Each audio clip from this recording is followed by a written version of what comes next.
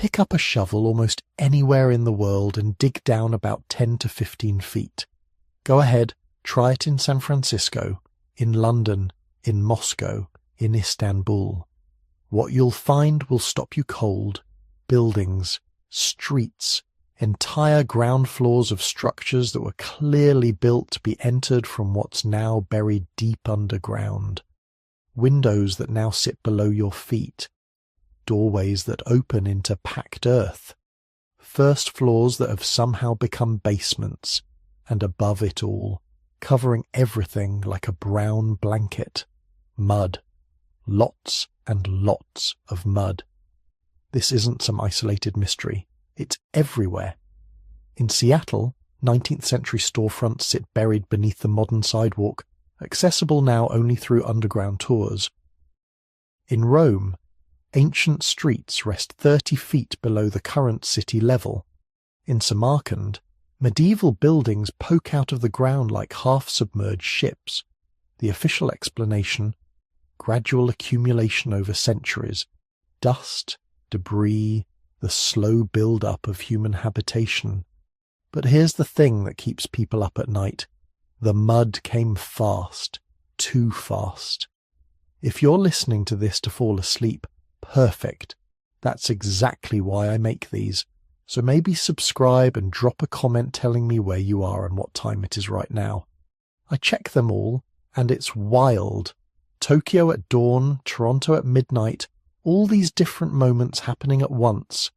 All of us thinking about the same mysteries. There's a pattern emerging that archaeologists don't like to talk about. Cities across the world show the same strange signature.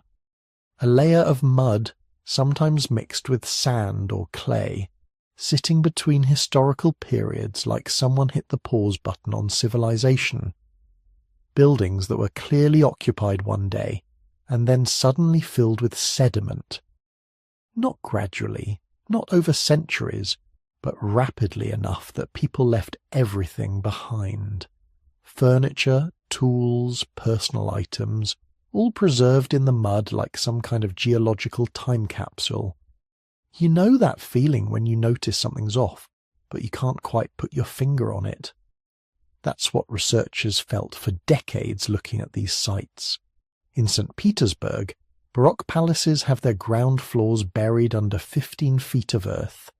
In Chicago, entire streets were razed in the 1850s because the original city sat too low, partially buried already. The conventional explanation involves flooding, poor drainage, intentional fill. But talk to the engineers who study these sites. The math doesn't quite work. There's too much mud in too many places deposited too consistently. And then there are the myths. Every single culture on Earth, every civilization we have records from, tells the same basic story. The world was destroyed by water. A great flood came and reset everything, wiped the slate clean, started humanity over from scratch. The Sumerians told it, the Babylonians told it, the Greeks, the Norse, the Hindus, the Chinese, the Mayans, the Aboriginal Australians, the Native Americans from dozens of different tribes who never had contact with each other. All of them independently recorded stories of a catastrophic flood that buried the old world and forced survivors to rebuild from nothing. Now you might think, okay, ancient people lived near rivers. Floods happened. They made up stories to explain natural disasters. Standard mythology stuff. But these aren't just flood stories. They're reset stories. They describe entire civilizations being wiped out, technologies lost, knowledge destroyed, survivors emerging into a world covered in mud and having to start over, having to relearn everything. The biblical flood lasted 40 days and nights. The Sumerian version, older by at least 1,000 years, lasted 6 days and 7 nights. The Hindu text describes cycles of destruction and renewal, worlds ending in water and fire over and over again. The Hopi speak of multiple worlds that came before this one, each destroyed when humanity forgot the old ways. Different details, different gods, different timelines. But the same core memory. The mud came and swallowed history. Here's where it gets interesting. What if these weren't just myths? What if scattered across the world, buried under our cities, preserved in oral traditions so old they predate writing itself, there's actual evidence of something catastrophic, something that deposited enormous amounts of sediment across vast regions in a relatively short time period, something that forced whoever survived to literally dig themselves out and start civilization over. This is the ancient reset hypothesis. The idea that human history isn't a straight line of progress, but a cycle of rise and fall, building and burying, advancement and catastrophe. That we've been here before, built before, maybe even thrived before, only to have it all covered over by mud and forgotten. Tonight we're going to dig into this mystery. We'll explore the cities found beneath our feet, examine the flood myths that span every culture, look at what science actually says about catastrophic mud deposits, and ask the uncomfortable question nobody wants to answer. If it happened before, could it happen again? So settle in, get comfortable. Let's go deep into the mud that swallowed history. Walk down almost any old street in almost any old city, and you might notice something strange. The ground floor of that beautiful 19th century building isn't actually at ground level anymore. There are steps leading down to what were clearly supposed to be first floor windows. Or maybe you'll see a door that's half buried.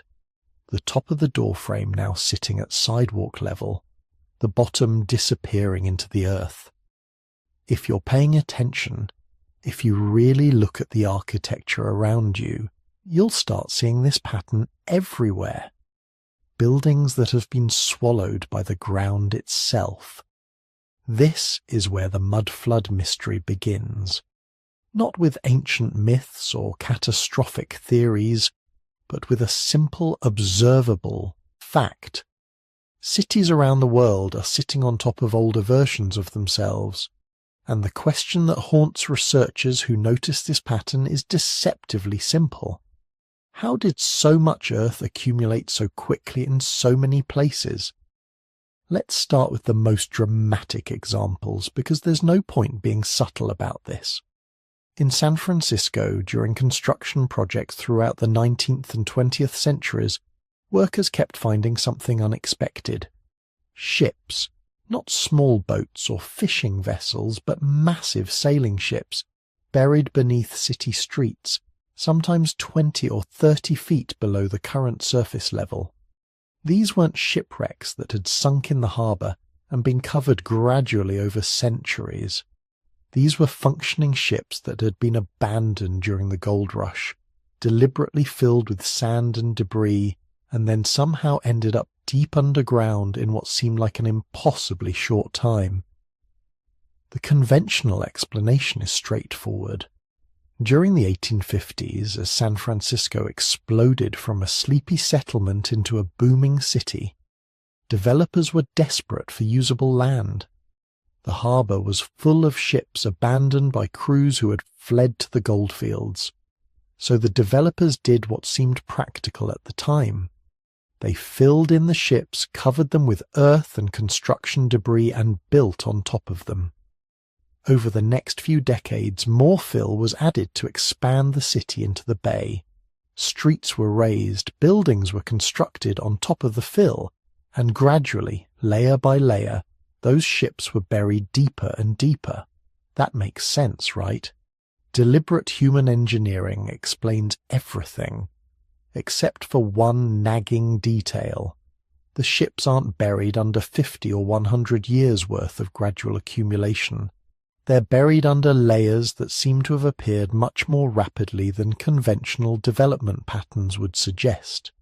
Construction projects that broke ground in the 1870s, just 20 years after the ships were abandoned, were already finding them buried under 10 or 15 feet of compacted earth.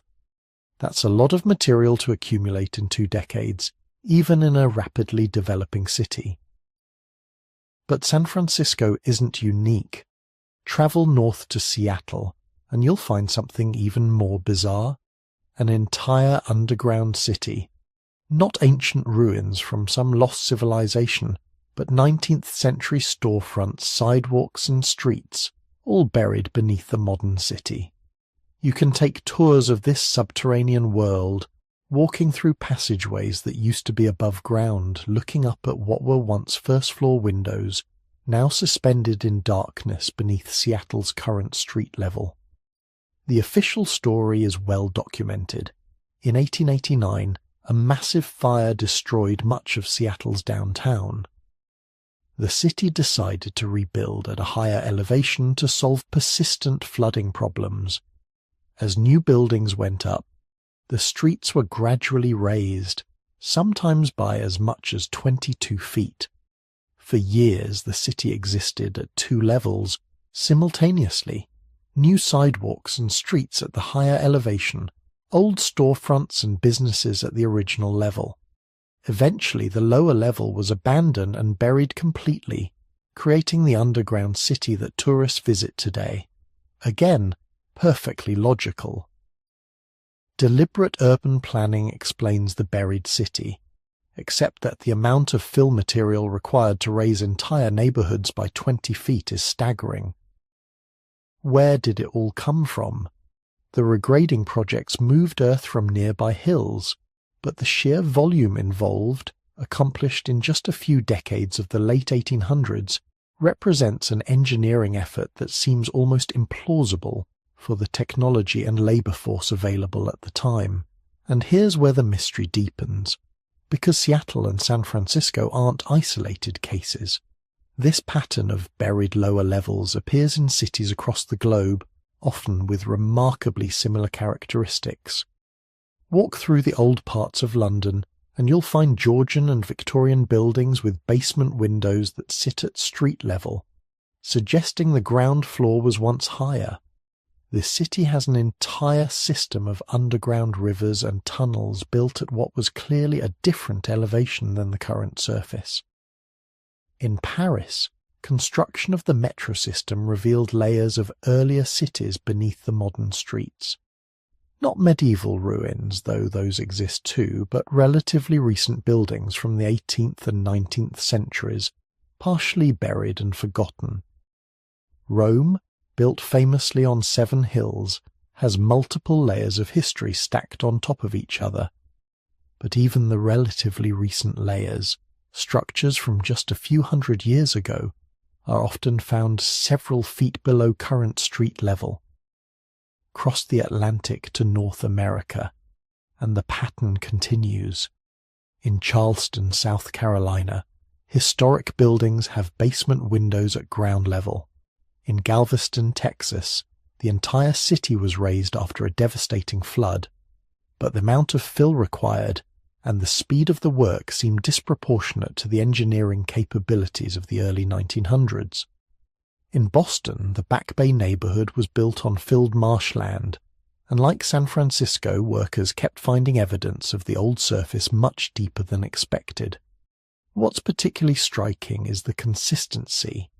In city after city, across continents and cultures that had no direct connection during the 19th century, you find buried first floors at depths that cluster around similar ranges, 8 to 12 feet in many cases, sometimes more.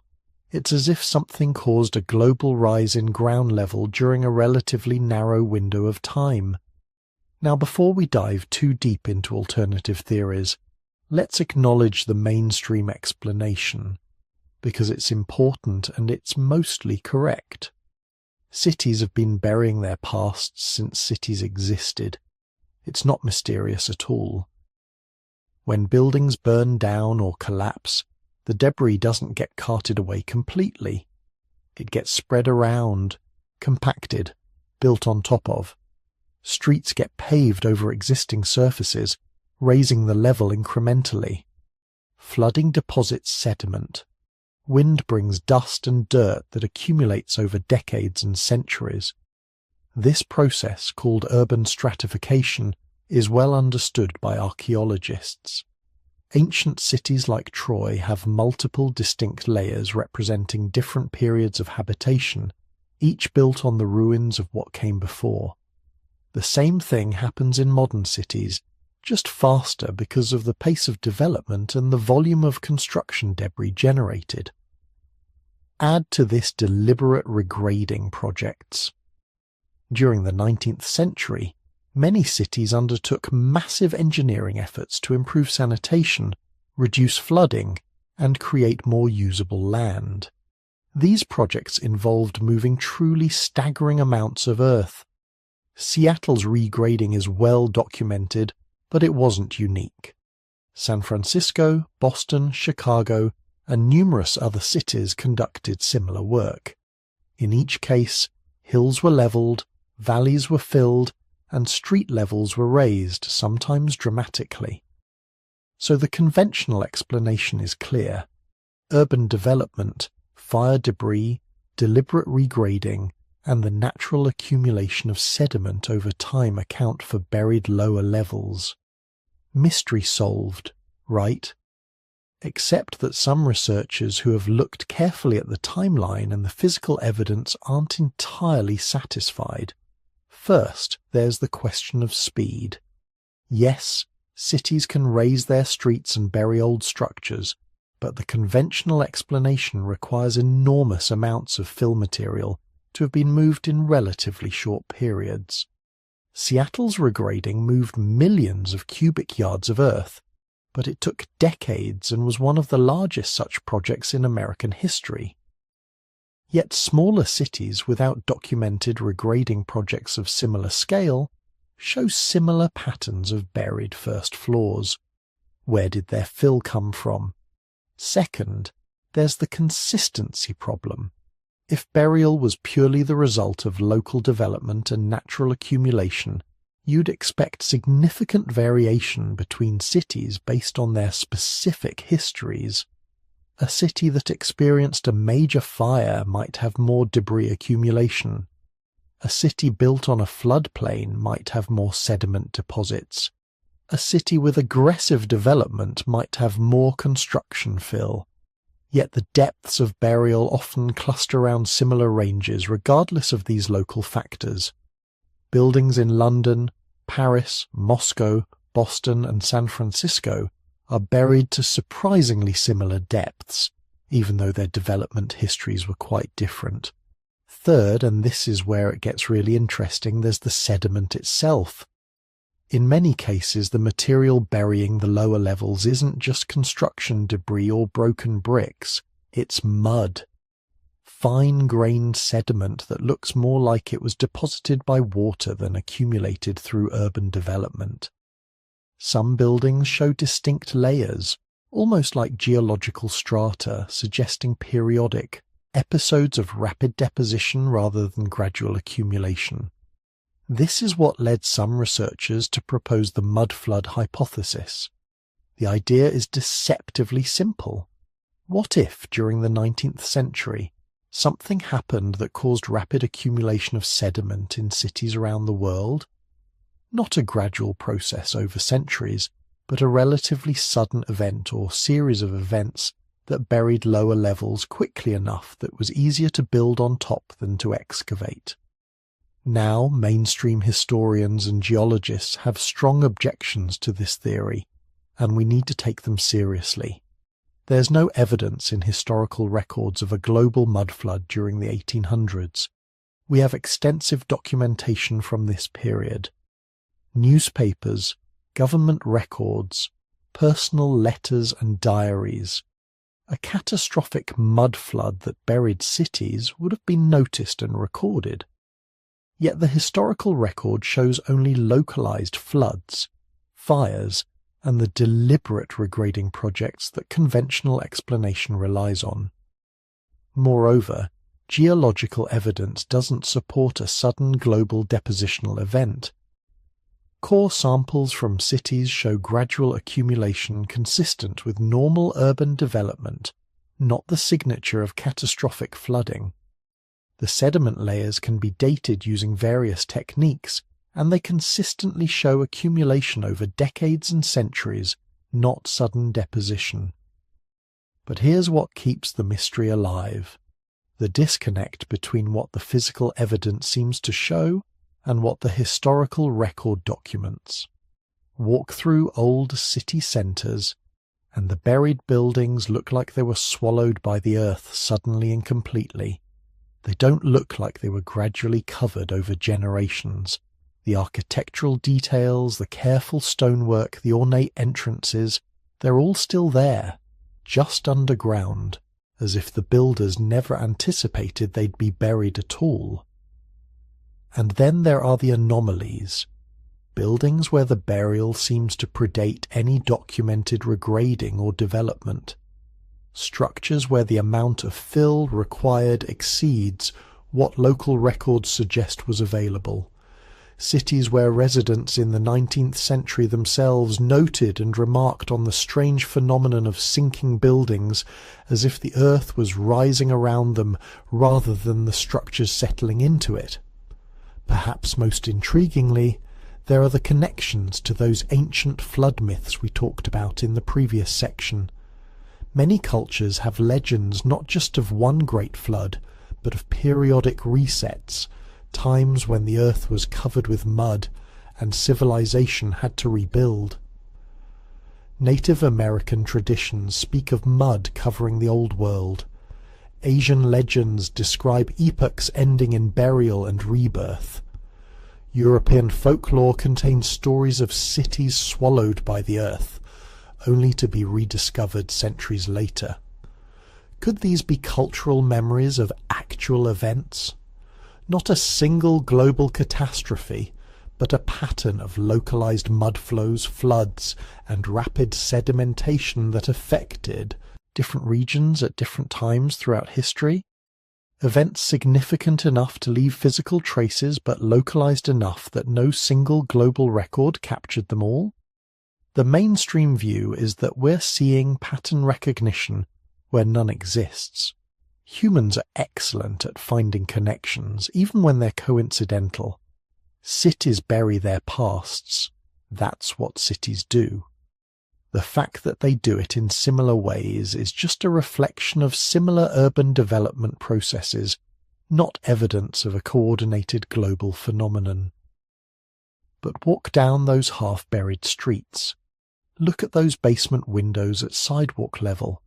Stand in Seattle's underground city and imagine it bustling with life at what was then ground level. The physical evidence is undeniable. Something buried these spaces. The question is whether that something was the slow, understandable process of urban development and deliberate engineering, or whether there's something else, something faster and stranger, hidden in the layers of mud beneath our feet. Because here's the thing that keeps researchers digging, both literally and figuratively. We know cities buried themselves.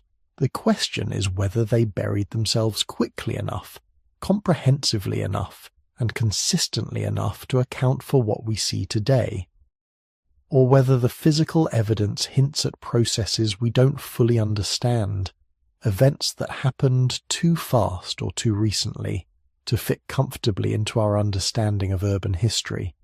The mud is still there, compacted beneath the streets of 100 cities, and buried in that mud might be not just old buildings, but old mysteries. Questions about how quickly landscapes can change, how thoroughly history can be covered over, and whether the ground beneath our feet is as stable and predictable as we'd like to believe. Here's where things get really interesting. Because while archaeologists are digging up buried cities and geologists are arguing about mud deposits, there's another kind of evidence that's been sitting in plain sight for thousands of years. Stories. Not just any stories. Flood stories. Reset stories. Tales of a world that ended in water and mud. Of civilizations that were swallowed whole. Of humanity being forced to start over from scratch. And here's the thing that should make you sit up and pay attention. These stories are everywhere, not just in one culture or one region, but across every inhabited continent. Cultures that had no contact with each other for thousands of years somehow all remember the same basic event. A catastrophic flood that destroyed the world. Let's start in Mesopotamia, in what's now Iraq, where human civilization supposedly began. Around 2100 BCE, Sumerian scribes were pressing cuneiform characters into wet clay tablets, recording a story that was already ancient by their standards, the Epic of Gilgamesh. Most people know Gilgamesh as the warrior king searching for immortality, but buried in that epic is a flood story that makes the biblical version look like a brief summary. In the Mesopotamian account, the gods decide to destroy humanity with a flood, not because humans are particularly evil, but because they're too noisy. They're keeping the gods awake. Think about that for a second. The divine justification for wiping out civilization is basically a noise complaint, but one god, Ea, decides to save a man named Utnapishtim. He whispers a warning through the reed walls of Utnapishtim's house, tells him to build a boat. Not just any boat. The specifications are incredibly detailed. A cube-shaped vessel, 7 stories tall, divided into 9 compartments, sealed with bitumen inside and out. Utnapishtim loads the boat with his family, craftsmen from his city, and breeding pairs of every animal. Then the flood comes, and the description is terrifying. The gods themselves are frightened by what they've unleashed. Even the divine beings huddle together like frightened dogs as the waters rise. For 6 days and 7 nights the flood rages. When it finally subsides, Utnapishtim's boat comes to rest on Mount Nimush. He sends out birds to test whether the waters have receded. First a dove, which returns, then a swallow, which also returns. Finally a raven, which doesn't come back, indicating that dry land has appeared. The gods smell Utnapishtim's sacrifice and gather around it like flies, starving because there's been no one to offer them food while humanity would drown. The goddess Ishtar holds up her lapis lazuli necklace and swears she will never forget this terrible day. Now, this story was old when the Gilgamesh scribes recorded it. Archaeological evidence suggests the flood narrative was already ancient Sumerian tradition by 2100 BCE, which means the events it describes, if based on real catastrophes, could have happened thousands of years earlier. But here's what makes it fascinating. The details. This isn't vague mythology, it's specific. Measurements, timelines, construction techniques. It reads less like myth and more like an engineering report wrapped in religious language. Someone remembered details. Someone thought those details were important enough to preserve for thousands of years. Now let's jump to the Hebrew Bible, written down much later but preserving traditions that may be equally ancient. Everyone knows the Noah's Ark story, but most people don't realize just how specific it gets. Genesis doesn't just say God sent a flood, it gives you construction specs. The ark is to be 300 cubits long, 50 cubits wide, and 30 cubits high. That's roughly 450 feet long, 75 feet wide, and 45 feet tall.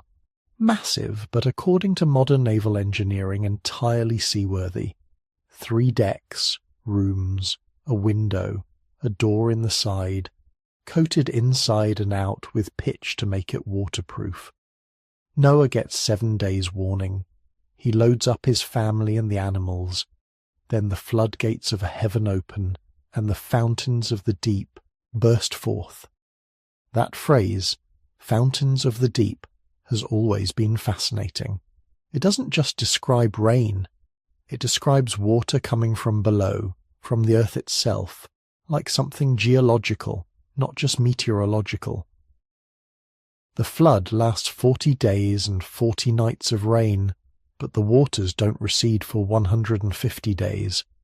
When they finally do, the ark comes to rest on the mountains of Ararat. Noah sends out birds, first a raven, then a dove 3 times. The dove returns with an olive branch, indicating plant life has started growing again. Finally, Noah and his family emerge to restart civilization. God promises never to flood the earth again and sets the rainbow in the sky as a covenant sign. The similarities to the Mesopotamian account are obvious, too obvious to be coincidence.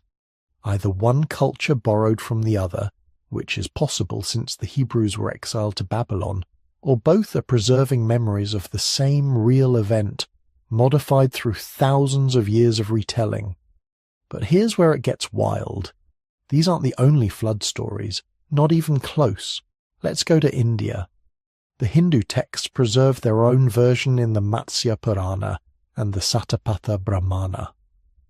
A man named Manu is washing his hands in a river when a tiny fish appears and begs him for protection. Manu takes the fish home and cares for it as it grows.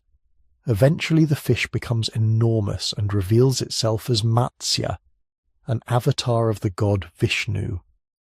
Matsya warns Manu that a great flood is coming that will destroy all life on earth. He tells Manu to build a boat and stock it with seeds of every plant and breeding pairs of every animal. When the flood comes, Matsya appears as a giant horned fish.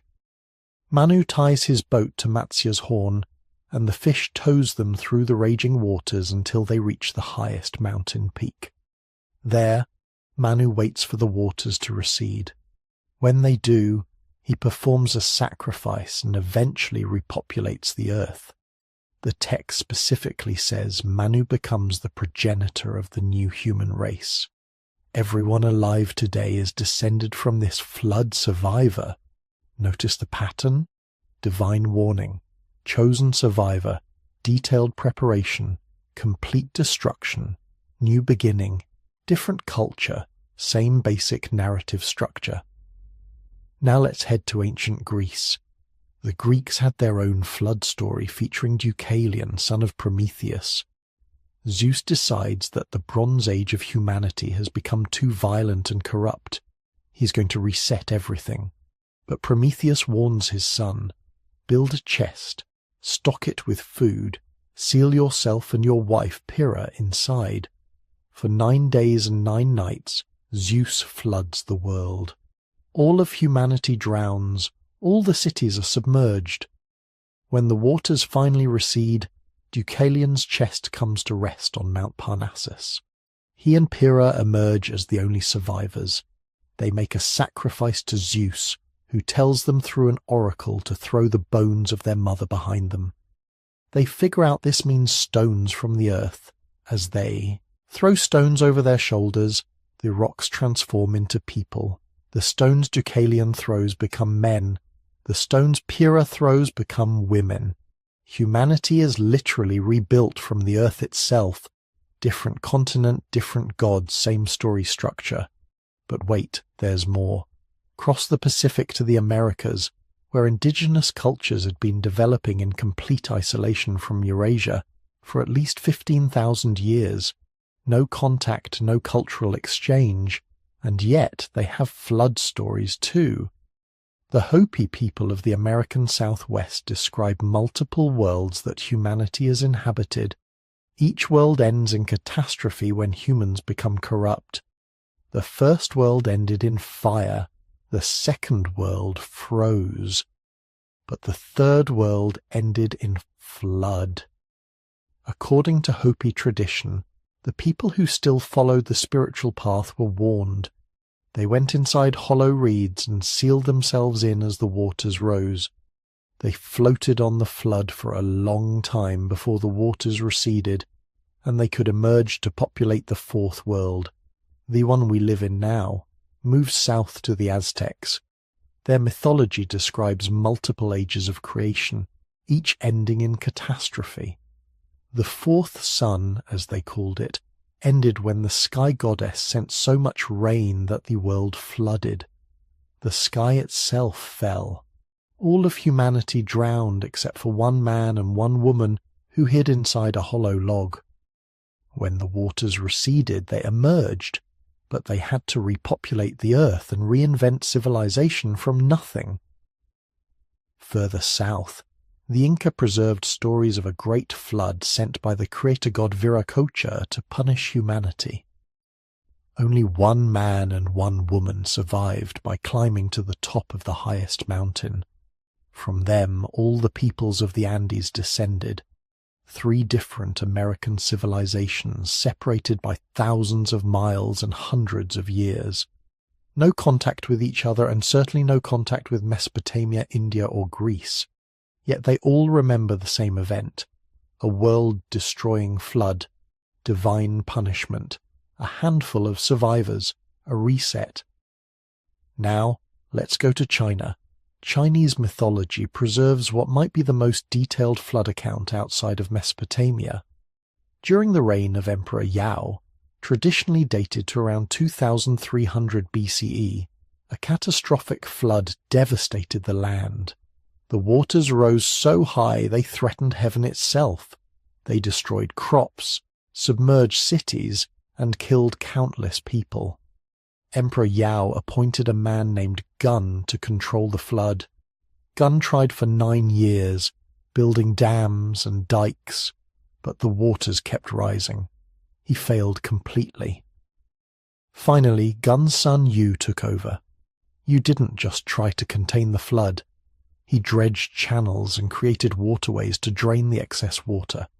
For 13 years, Yu worked tirelessly, traveling throughout China, organizing massive labor projects, creating the hydraulic infrastructure that would allow civilization to survive. He was so dedicated that he passed his own house 3 times during those 13 years and never went in, not even to see his newborn son. Eventually Yu succeeded. The waters receded, the land became habitable again, and Yu became emperor, founding the Xia dynasty, China's first historical dynasty. What's fascinating about the Chinese account is that it's less mythological than the others. There's no divine warning, no boat full of animals. Instead, it reads like a historical account of a real disaster and the engineering solution that solved it. Chinese scholars have debated for centuries whether Yu was a real person or a mythological figure. But the flood he fought, that's described as absolutely real. And archaeological evidence suggests there may have been a massive flood event in the Yellow River Valley around 1900 BCE, slightly later than the traditional date but close enough to suggest the mythology preserves real memories. But perhaps the most intriguing flood traditions come from Australia. Aboriginal Australians have lived on their continent for at least 65,000 years, making them the oldest continuous culture on Earth. They had 0 contact with the outside world until Europeans arrived, 0 opportunity to borrow flood myths from anyone else. And yet, Aboriginal Dreamtime stories are full of floods. Multiple Aboriginal groups from different parts of the continent preserve stories of catastrophic water events that reshaped the landscape. The Gunai people of southeast Australia tell of a time when the sea level rose and flooded vast areas. People fled to the mountains carrying fire. Those who didn't reach high ground drowned. In northwest Australia, Aboriginal groups describe how the land that once connected the mainland to offshore islands was submerged, forcing people to learn to cross water. The Narungga people of South Australia preserve stories of Spencer Gulf filling with water, submerging hunting grounds and campsites. These aren't vague myths. They include specific geographic details about which areas flooded and where people took refuge. What makes these stories remarkable is that they may be the oldest flood narratives on Earth. Because we know from geological evidence that sea levels did rise dramatically around Australia at the end of the last ice age, roughly 10,000 to 7,000 years ago. Aboriginal oral traditions may be preserving actual memories of these events, passed down through 400 generations. That's not mythology, that's history transmitted through story. So let's step back and look at the pattern. From Mesopotamia to China, from Greece to Peru, from India to Australia, human cultures preserve stories of catastrophic floods. The details vary. Sometimes it's divine punishment, sometimes it's natural disaster. Sometimes everyone dies except one family. Sometimes small groups survive on mountain tops or in boats. But certain elements appear again and again. Water rising to cover the earth, cities and civilizations destroyed, a handful of survivors, knowledge and culture lost, humanity forced to rebuild from almost nothing. Skeptics say this proves nothing. Of course, ancient cultures have flood stories. Everyone lives near water. Rivers flood. Coastlines change. Tsunamis happen. People create myths to explain natural events they don't understand. And sure, that explains some of it, but does it explain the specificity? Does it explain why cultures on opposite sides of the planet, with no possible contact for tens of thousands of years, all describe the same basic sequence? Warning, catastrophe, survival, reset? Does it explain why so many of these stories include details that sound less like primitive mythology and more like eyewitness accounts? The measurements in Gilgamesh, the timeline in Genesis, the geographic specifics in Aboriginal traditions, the engineering details in the Chinese accounts. Here's another way to think about it. These stories all describe a reset, not just a natural disaster, but a fundamental disruption of civilization itself, a moment when the old world ended and survivors had to build a new one from scratch. They describe losing knowledge, losing technology, losing entire ways of life. They describe the trauma of watching everything familiar disappear beneath mud and water. And they describe the desperate struggle to preserve something, anything, for whatever comes next, whether it's seeds and animals on a boat, or knowledge passed down through stories, or survivors clinging to mountaintops waiting for the waters to recede. What if these aren't primitive attempts to explain localized flooding? What if they're humanity's collective memory of something much bigger? Some event or series of events so catastrophic that every surviving culture remembered and retold the story, modifying details through thousands of years but preserving the core narrative. A reset, a moment when the world as humans knew it ended and a new world had to be built from the ruins. The question isn't whether ancient people experienced floods. They obviously did.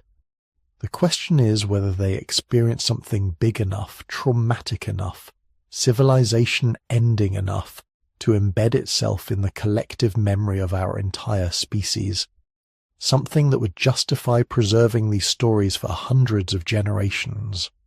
Something that would make people in Mesopotamia, India, China, Greece, Peru, and Australia all decide the same narrative was important enough to remember forever.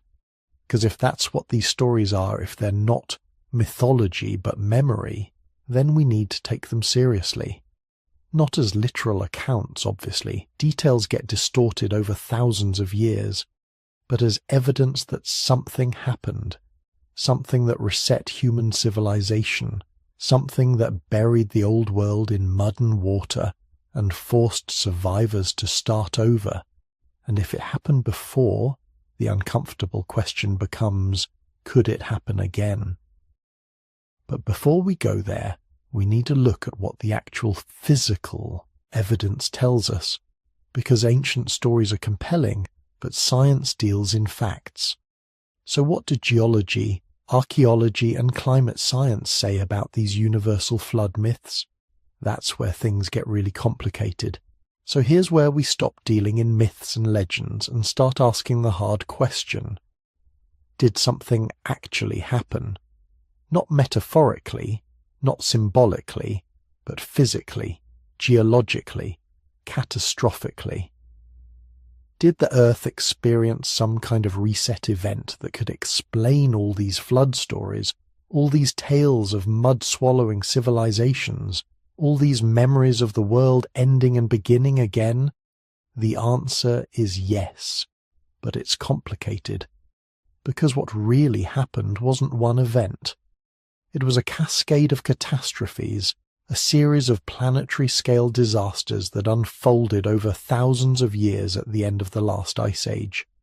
And the evidence isn't buried in ancient texts or hidden in conspiracy theories. It's written in ice cores, sediment layers, and the actual landscape of the planet itself. Let's start with the big one. 12,800 years ago, something hit us. Not metaphorically, literally. The Younger Dryas impact hypothesis proposes that around 10,800 BCE, a comet or asteroid fragment exploded over North America with a force that would make modern nuclear arsenals look like fireworks. The evidence is controversial, hotly debated, and absolutely fascinating. Here's what we know for certain. 12,800 years ago, Earth's climate was warming. The ice age that had gripped the planet for over 100,000 years was ending. Ice sheets that had covered Canada and northern Europe for millennia were melting. Sea levels were rising. Then suddenly, catastrophically, the warming stopped. Temperatures plunged. In less than a decade, maybe in as little as 3 years, the climate reversed. The planet went from rapidly warming to ice age conditions. This event, called the Younger Dryas, lasted 1,200 years. For over a century, geologists assumed this was just climate being weird. Maybe ocean currents shifted. Maybe ice melt disrupted heat distribution. Natural cycles, nothing unusual. Then in 2007, a team of researchers proposed something radical. What if it wasn't natural at all? What if something hit us? The evidence they found is buried in a thin layer of sediment that dates to exactly 12,800 years ago. This layer, found at dozens of sites across North America, Europe, and Asia, contains things that shouldn't be there. Microscopic diamonds called nanodiamonds, which only form under extreme pressure and heat. Magnetic spherules, tiny balls of melted rock that form when material is vaporized and then rapidly cooled. Iridium, a rare element that's common in asteroids but scarce in Earth's crust. High concentrations of platinum and other metals associated with cosmic impacts. Most tellingly, a black layer of carbon-rich, material that looks exactly like what you'd expect from massive wildfires, continental-scale burning that happened in a very short time. The hypothesis goes like this. A comet, probably part of a larger object that had broken up earlier, entered Earth's atmosphere over North America. It was big, maybe several hundred meters across, moving at tens of thousands of miles per hour. It exploded before hitting the ground, an airburst like the Tunguska event in 1908, but vastly larger. The explosion released energy equivalent to millions of megatons of TNT. Everything within hundreds of miles was instantly incinerated. Trees, animals, and yes, humans. The shockwave flattened forests across thousands of square miles. Ejecta, superheated material thrown into the atmosphere, rained down across the continent, starting fires that burned for weeks, maybe months. But that was just the beginning. The ice sheet covering Canada at the time was thousands of feet thick. The impact or series of impacts melted massive amounts of it instantly. We're talking about cubic miles of ice turning to water in hours or days. This water didn't drain slowly. It catastrophically flooded into the Atlantic Ocean, disrupting the ocean circulation system that regulates global climate. The North Atlantic Current, which brings warm water from the tropics to northern regions, shut down. Europe, which had been warming nicely, suddenly plunged back into freezing conditions. North America, already devastated by the impact, faced brutal winters and shortened growing seasons. And it gets worse. The fires started by the impact ejected so much smoke and ash into the atmosphere that they created a form of impact winter. Sunlight was partially blocked. Temperatures dropped further. Plants that had survived the initial blast couldn't photosynthesize effectively. Herbivores starved. Predators starved. And the humans, the Clovis people who'd successfully colonized North America just a few thousand years earlier, they suddenly faced conditions that made survival almost impossible. The archaeological evidence supports this. The Clovis culture, which had been thriving across North America, essentially vanished at exactly this time. Their distinctive spear points, which are found in abundance in older layers, become rare or absent in layers dating after 12,800 years ago. Sites show evidence of abandonment. Population density crashed. Some researchers estimate that North American human populations declined by 90% or more in the centuries following the Younger Dryas onset. Now, not everyone accepts the impact hypothesis. Critics point out that some of the evidence could have other explanations. Nanodiamonds can form in wildfires under the right conditions. The black carbon layer could be from multiple smaller fires rather than one massive conflagration. The platinum and iridium anomalies aren't found at all sites, suggesting maybe they're not really global markers after all. But here's the thing. Even the critics agree something catastrophic happened 12,800 years ago. The climate reversal is undeniable. It's written in ice cores from Greenland, sediment cores from lakes and oceans, pollen records from bogs and marshes. The evidence of massive wildfires is real. The population decline is documented. The only debate is about what caused it. Impact, meltwater flooding, or some combination of factors we haven't fully understood yet. And the truth is, it probably doesn't matter which specific mechanism triggered the Younger Dryas. What matters is that our ancestors lived through it. They survived the initial catastrophe, whatever it was.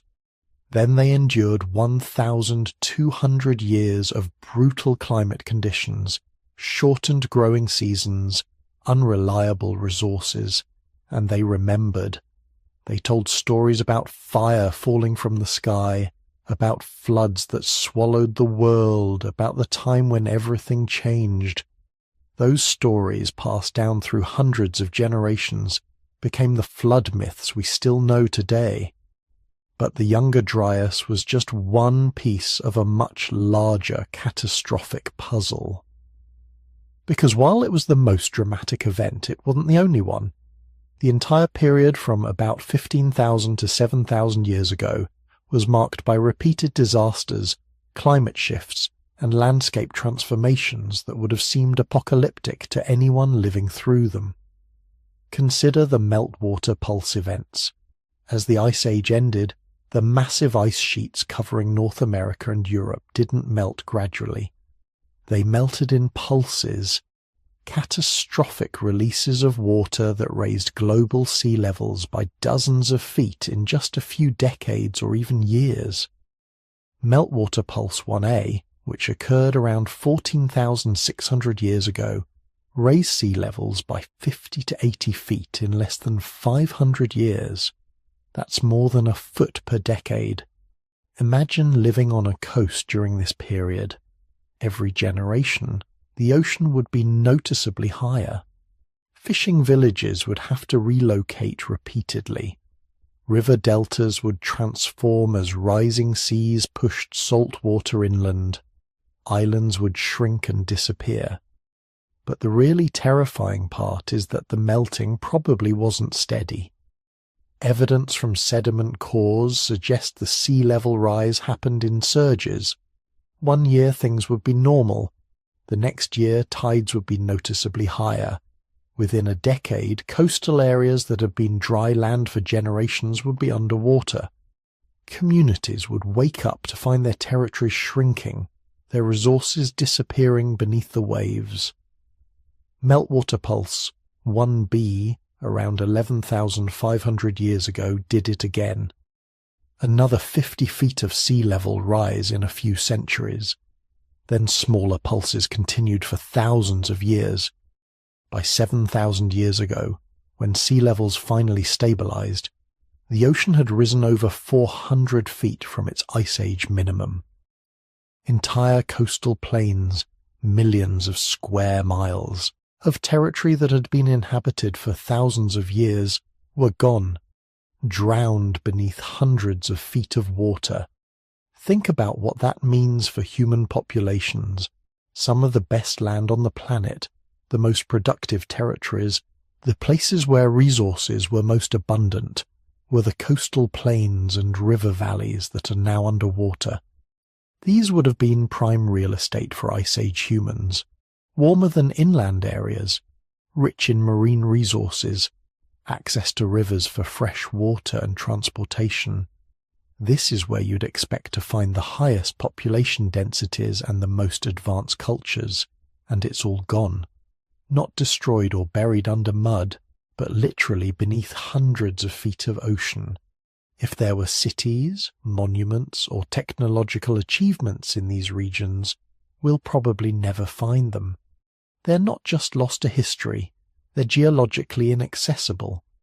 But we don't need to find actual ruins to know this flooding happened. The evidence is everywhere if you know where to look. Sediment cores from the ocean floor show distinct layers marking rapid transgression events. Drowned river channels mapped on the continental shelf show where major rivers once flowed across what is now seafloor. Submerged forests preserved in sediments date to the late Ice Age and show evidence of rapid inundation.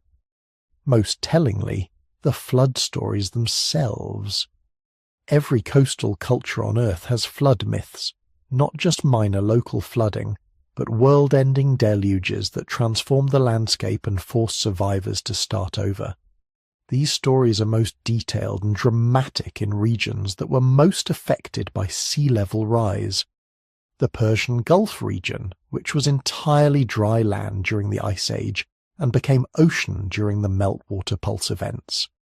The Southeast Asian coast, where thousands of square miles of land the Sunda Shelf was inundated. The Mediterranean, where multiple catastrophic flooding events reshape the entire region. The Black Sea is the poster child for sudden catastrophic flooding. For most of the Ice Age, it wasn't a sea at all.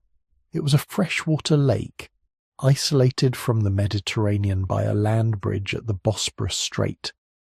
The lake was hundreds of feet below modern sea level, surrounded by fertile plains that would have been attractive to early farmers and pastoralists. Then around 7,600 years ago, rising Mediterranean waters breached the Bosporus.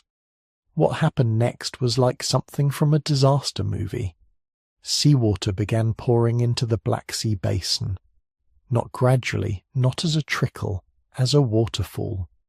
Researchers estimate water was flowing through the breach at 200 times the volume of Niagara Falls. The noise alone would have been audible for 100 miles. A constant roar as millions of gallons per second carved through the land bridge and cascaded into the lake below. The Black Sea didn't fill slowly. Within months, possibly within weeks, water levels rose by hundreds of feet. The shoreline advanced by as much as a mile per day in some areas. Anyone living around the lake would have had no chance to adapt. You'd go to sleep with the lake shore miles away. You'd wake up to rising water flooding your settlements. Within days, everything would be gone. drowned beneath hundreds of feet of salt water. The evidence is written in the sediment. Below a certain level, Black Sea sediments contain freshwater species. Above that level, marine species. The transition is sharp, occurring over just a few inches of sediment representing perhaps a year or two. Underwater surveys have found ancient shorelines, now 400 feet below the surface, with preserved beaches and even possible remains of human structures. This event, the Black Sea deluge, is now widely accepted by geologists, and it happened at the right time and place to be remembered. The region around the Black Sea was inhabited by farming communities. These weren't hunter-gatherers who could just pick up and move. They had fields, permanent settlements, storage facilities for grain. When the flood came, they lost everything. The survivors would have carried stories of the catastrophe with them as they fled to higher ground and tried to rebuild their lives elsewhere.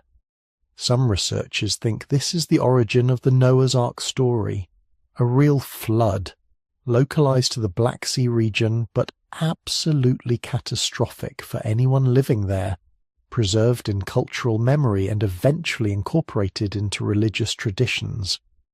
Whether or not that specific connection is real, the Black Sea deluge proves that yes, sudden catastrophic flooding on a scale that would seem world-ending to anyone experiencing it did actually happen within the span of human memory.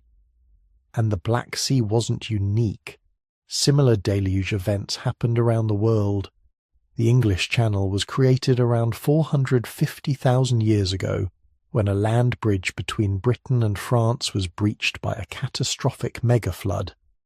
But smaller, more recent flooding events continued to reshape the region through the end of the Ice Age. The Missoula floods in North America were even more dramatic.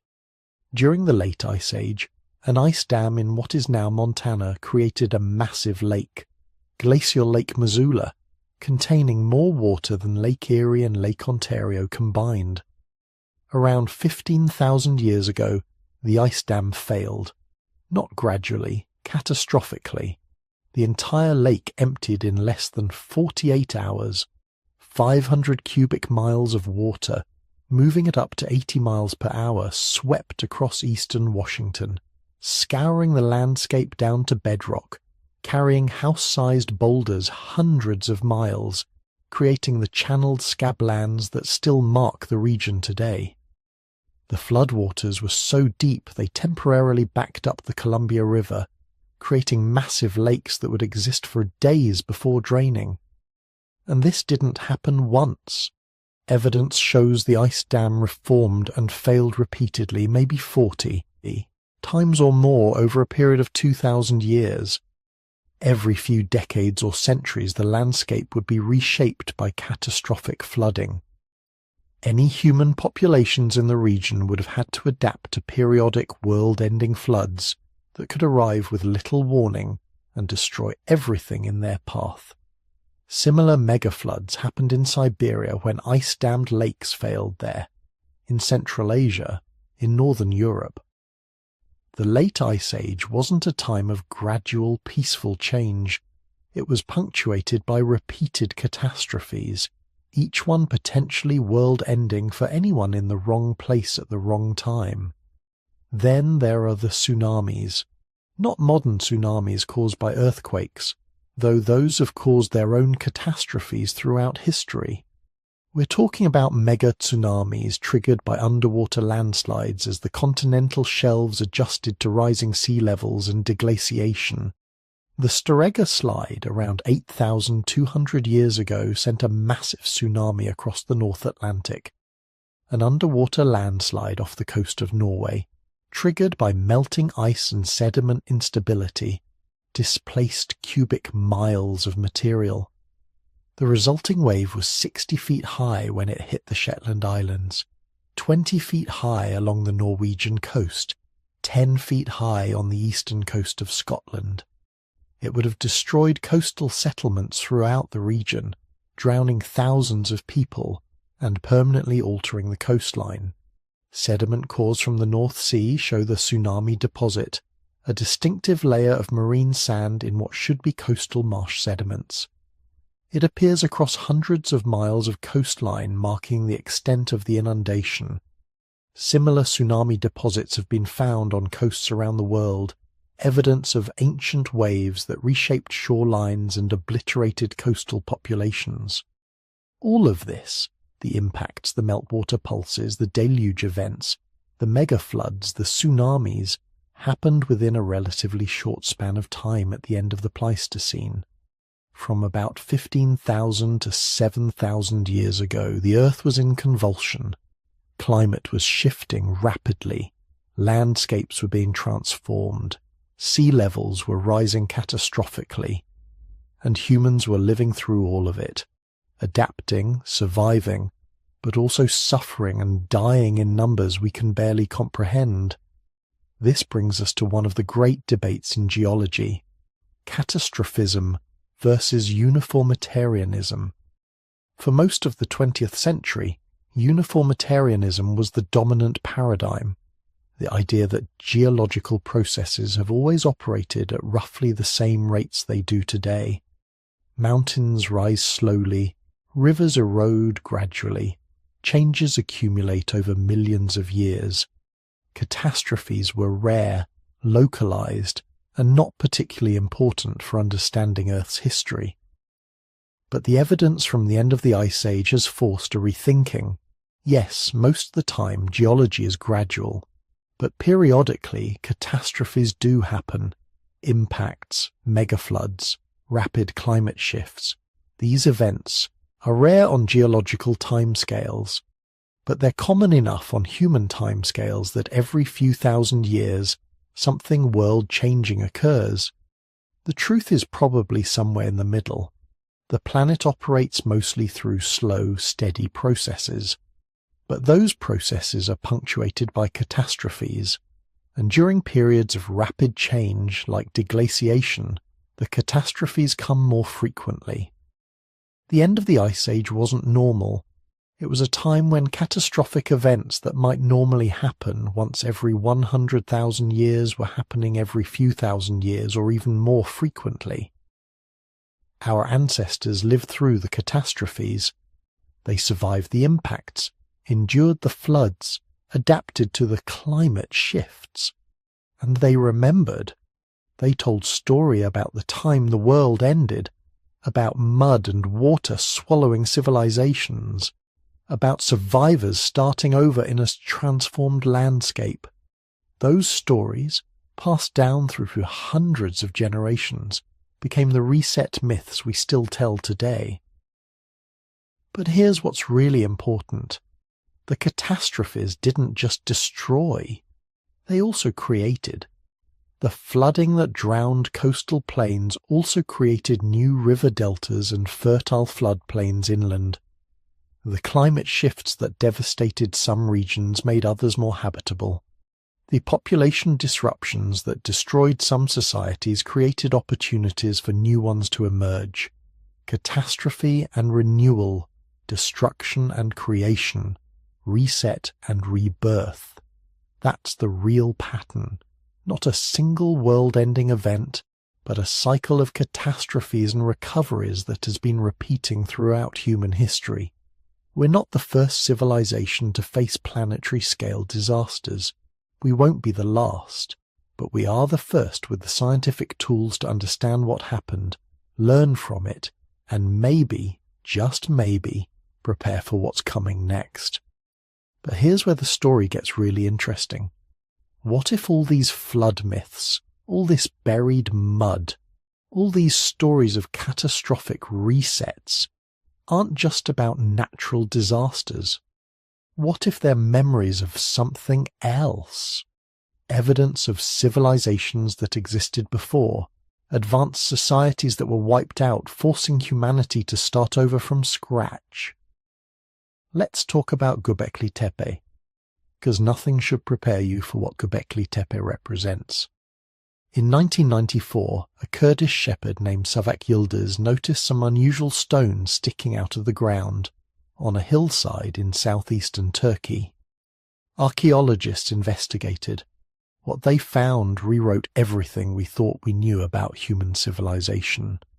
Göbekli Tepe is a massive temple complex. Not just big, massive. 20-ton limestone pillars carved with intricate reliefs of animals, circular structures that required sophisticated planning and engineering, astronomical alignments that demonstrate detailed knowledge of celestial mechanics. Here's the thing, though.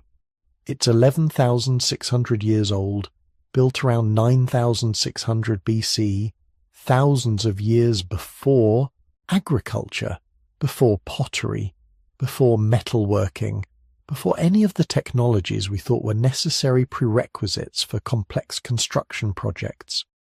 According to our previous understanding of human history, the people who built Göbekli Tepe should have been hunter-gatherers, small nomadic bands barely scraping by, focused entirely on finding their next meal. They weren't supposed to be building monuments that would challenge modern construction crews. They weren't supposed to have the organizational capacity to mobilize hundreds of workers. They weren't supposed to understand geometry, engineering, or astronomy well enough to create precisely aligned stone circles. But they did, and then they buried it, deliberately, carefully. They filled in the entire complex with earth and debris, preserving it perfectly for 11,000 years, like they wanted someone to find it later, like they were leaving a message. The German archaeologist Klaus Schmidt, who led the excavations until his death in 2014, estimated they'd only uncovered about 5% of the site. Ground-penetrating radar shows at least 20 additional circles still buried. Who knows what else is down there? But Göbekli Tepe isn't alone. It's just the most dramatic example of a pattern that's emerging worldwide. Evidence of sophisticated societies existing thousands of years before our history books say civilization began. Consider the underwater ruins. Off the coast of India near the Gulf of Cambay, sonar surveys have detected massive geometric structures 120 feet below the waves, straight walls, right angles, perfectly rectangular foundations. The Indian National Institute of Ocean Technology investigated. They brought up artifacts, pottery, tools, pieces of worked wood. Carbon dating put some samples at 9,500 years old. The city of Dwarka, sacred to Hindus as the legendary home of Krishna, described in ancient texts as a magnificent metropolis that was swallowed by the sea. For thousands of years, scholars assumed it was pure mythology. Then in the 1980s, marine archaeologists started finding it. Stone structures, walls, pillars, all submerged off the coast of Gujarat. Not just random stones either, organized construction following clear city planning principles. Or take Yonaguni, off the coast of Japan. In 1987, dive tour operators discovered what looks like a massive stepped pyramid underwater. Flat terraces, right angles, what appear to be roads and staircases, all carved from solid bedrock. Geologists argue about whether it's natural or artificial, but even the skeptics admit the formations are unusually regular. If it's man-made, it's been underwater for at least 10,000 years, since that's when sea levels rose enough to submerge it. That means it predates the pyramids of Egypt by 5,000 years, and there are more.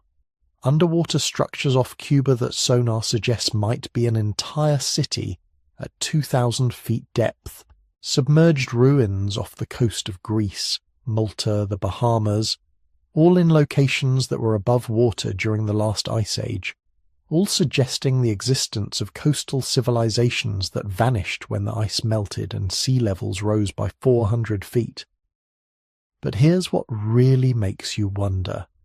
These pre-flood societies, whoever they were, seem to have possessed knowledge that shouldn't have been possible with their supposed level of technology. Ancient astronomical knowledge that modern science has only recently rediscovered. The Maya calculated the length of the solar year as 365, 2,420 days. Modern astronomy, with all our telescopes and computers, calculates it as 365.2422 days. They were off by 2 days, or about 17 seconds per year, without any optical instruments more sophisticated than crossed sticks. The Egyptian pyramids are aligned to true north, with an accuracy of 3/60th of a single degree. They incorporated the value of pi into their dimensions before pi was supposedly discovered by the Greeks thousands of years later. The Great Pyramid's perimeter divided by its height equals twop. That's not coincidence. That's mathematical knowledge. The ancient Sumerians had a number system based on 60 that allowed them to calculate complex astronomical cycles. They knew about all the planets in our solar system, described them in texts thousands of years old. We didn't rediscover Uranus until 1781, Neptune until 1846, Pluto until 1930. How did Bronze Age cultures with no telescopes know these planets existed? The Antikythera mechanism, pulled from a Roman shipwreck in 1901, is a bronze computer that calculated astronomical positions decades in advance. It contains 30 bronze gears working in precise coordination, representing technological sophistication we didn't see again until medieval clockmakers. It's 2,000 years old, but the knowledge it represents is far older. Somebody, somewhere, had figured out celestial mechanics in extraordinary detail, then passed that knowledge down through generations. Which brings us to Atlantis. Plato described it in his dialogues, Timaeus and Critias, around 360 BC. A powerful naval civilization that existed 9,000 years before his time. An advanced society on a large island or continent beyond the Pillars of Hercules, what we call the Strait of Gibraltar. According to Plato, Atlantis possessed sophisticated technology, monumental architecture, and a powerful military. Then, in a single day and night of catastrophe, it sank beneath the waves and vanished. For 2,300 years, scholars have debated whether Plato was describing a real place or inventing an allegory to make philosophical points about ideal societies and their corruption. But here's what's interesting. Plato insisted multiple times that the story was true. He claimed his ancestor, Solon, had learned it from Egyptian priests during travels in Egypt. These priests supposedly maintained records going back thousands of years, far beyond Greek historical memory. They told Solon about a great civilization that had been destroyed by floods and earthquakes. Sound familiar? If you accept that Plato might have been working from genuine historical sources, even corrupted ones, then Atlantis stops being mythology and becomes something else. A cultural memory of pre-flood civilization. Not necessarily a specific place, maybe a composite memory of several advanced societies that existed during the Ice Age, when sea levels were 400 feet lower and coastlines extended far beyond their present positions. Societies that built cities in areas that are now underwater. Societies that possessed astronomical and mathematical knowledge we've only recently recovered. Societies that were destroyed when the ice melted and the seas rose, forcing survivors to flee inland and start over with whatever knowledge they could preserve. This is the reset hypothesis, the idea that human civilization is older than we think, that advanced societies have risen and fallen before, leaving only fragmentary memories and puzzling artifacts, that the civilizations we know about, Sumer, Egypt, the Indus Valley, China, aren't the first human civilizations, they're the recovered civilizations. What came after the reset? And there's a genuine puzzle here that mainstream archaeology struggles to explain. Why does civilization appear so suddenly in the archaeological record? For millions of years, human tool technology barely changed. Simple stone tools, basic survival techniques, nomadic hunter-gatherer lifestyle. Then suddenly, around 10,000 BC, everything accelerates. Agriculture appears independently in multiple locations within a few thousand years. Pottery, metalworking, writing, mathematics, astronomy all emerge in a relatively brief period.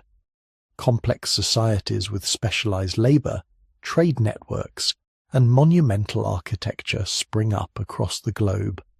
It's not a gradual accumulation of knowledge, it's an explosion. Almost like humanity was remembering something rather than inventing it for the first time. The standard explanation is that agriculture caused everything. Evidence. Göbekli Tepe predates agriculture in the region. It was built by hunter-gatherers, which means complex social organization and monumental construction came first. Agriculture came after, possibly as a response to the need to feed the large workforce required for temple building. What if it's the reverse? What if agriculture, and all the technologies we associate with civilization, weren't invented after the flood, but remembered from before it? Survivors of advanced coastal societies, displaced by rising seas, moving inland and trying to recreate what they had lost, teaching farming, metalworking, astronomy to Stone Age populations who had lost those skills or never possessed them. That would explain why these technologies appear so suddenly, and why they appear in forms that already seem sophisticated rather than experimental. It would explain the astronomical knowledge. It would explain the advanced mathematical concepts embedded in ancient structures. It would explain why flood myths describe pre-flood people as more advanced, why they talk about knowledge being lost and partially recovered. And here's the thing, we have evidence of a genuine catastrophic population collapse, a real reset, the genetic bottleneck. Around 70,000 years ago, the human population crashed. Genetic analysis shows that all humans alive today descend from a population of perhaps 10,000 individuals, maybe fewer. Some estimates put it as low as 2,000 breeding pairs. Something nearly wiped us out. The leading candidate is the Toba supervolcanic eruption in Indonesia, the largest explosive volcanic event in the last 2 million years. It ejected 2,800 cubic kilometers of material into the atmosphere, enough to bury all of Texas under 15 feet of ash.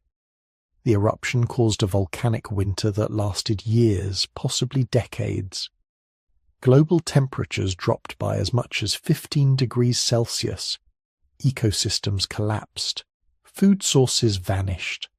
Whatever human populations existed at the time, whatever cultures they'd developed, whatever knowledge they'd accumulated, almost all of it was lost. Only a few thousand individuals survived, scattered in isolated refuges, clinging to existence while the world burned and froze around them.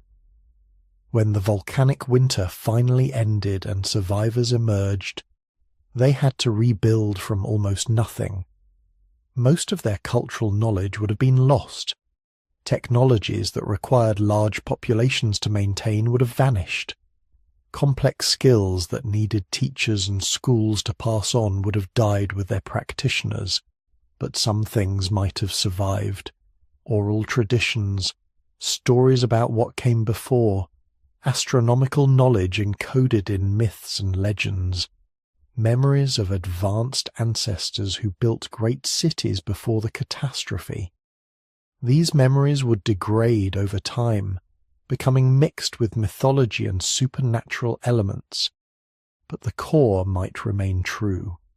Real historical events preserved through thousands of years of storytelling, which brings us to Egypt and one of the most controversial puzzles in archaeology, the Sphinx water erosion controversy. The Great Sphinx of Giza has long been dated to around 2500 BC, built during the reign of Pharaoh Khafre.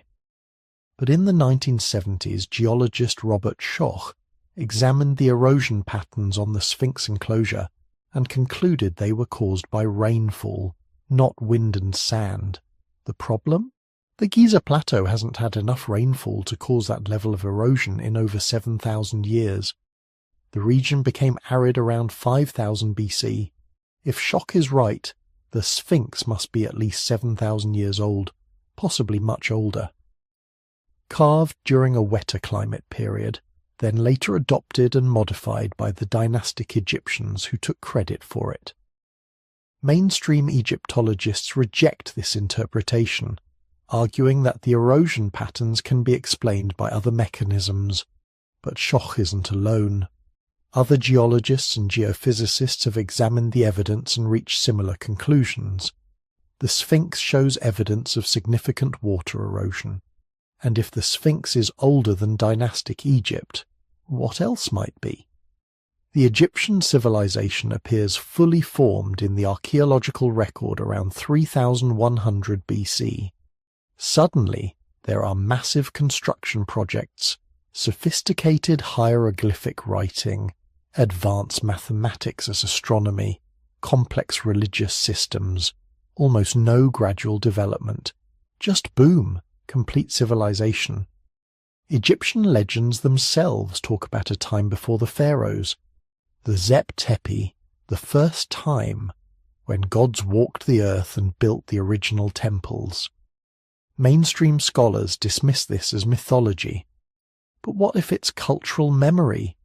Evidence of a predecessor civilization that existed during the wetter climate period, before the Sahara became desert, a society that built the original structures that dynastic Egyptians later restored and expanded, attributing them to their own kings. Then there are the maps, ancient maps that show knowledge that shouldn't have been possible. The Piri Reis map, created by Ottoman Admiral Piri Reis in 1513, shows the Atlantic coasts of Europe, Africa, and South America with remarkable accuracy, but it also shows the coast of Antarctica. The map depicts the northern coast of Antarctica as ice-free, showing detailed coastline features and river valleys. The problem?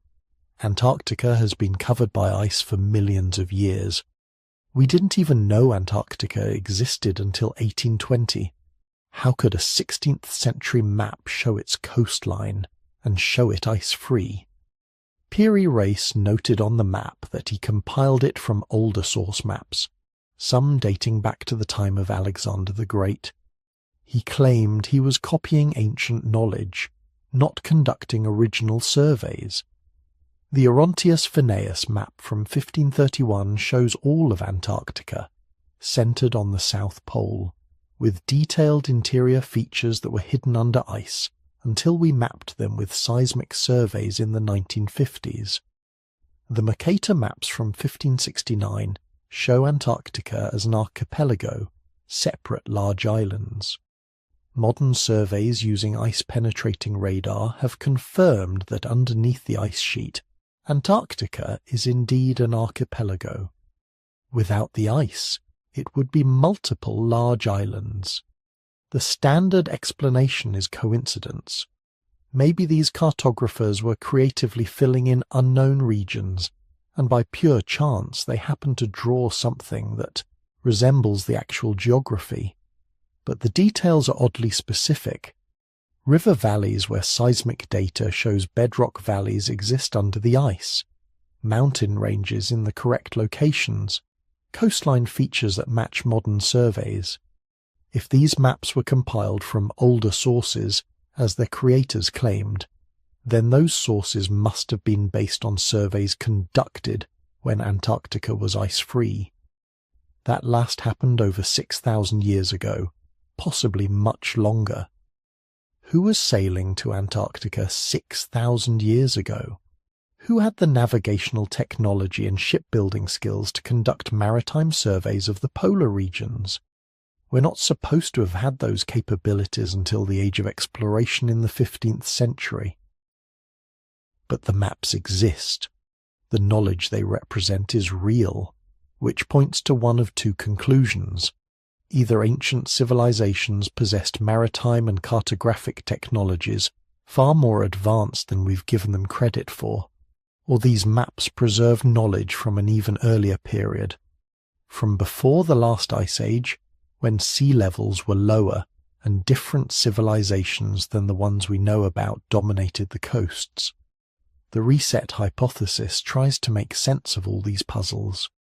The sudden appearance of advanced knowledge, the underwater ruins in locations that were above water during the Ice Age, the flood myths found in every culture, the astronomical and mathematical sophistication that appears fully formed, the maps that shouldn't exist, the structures that predate known civilization.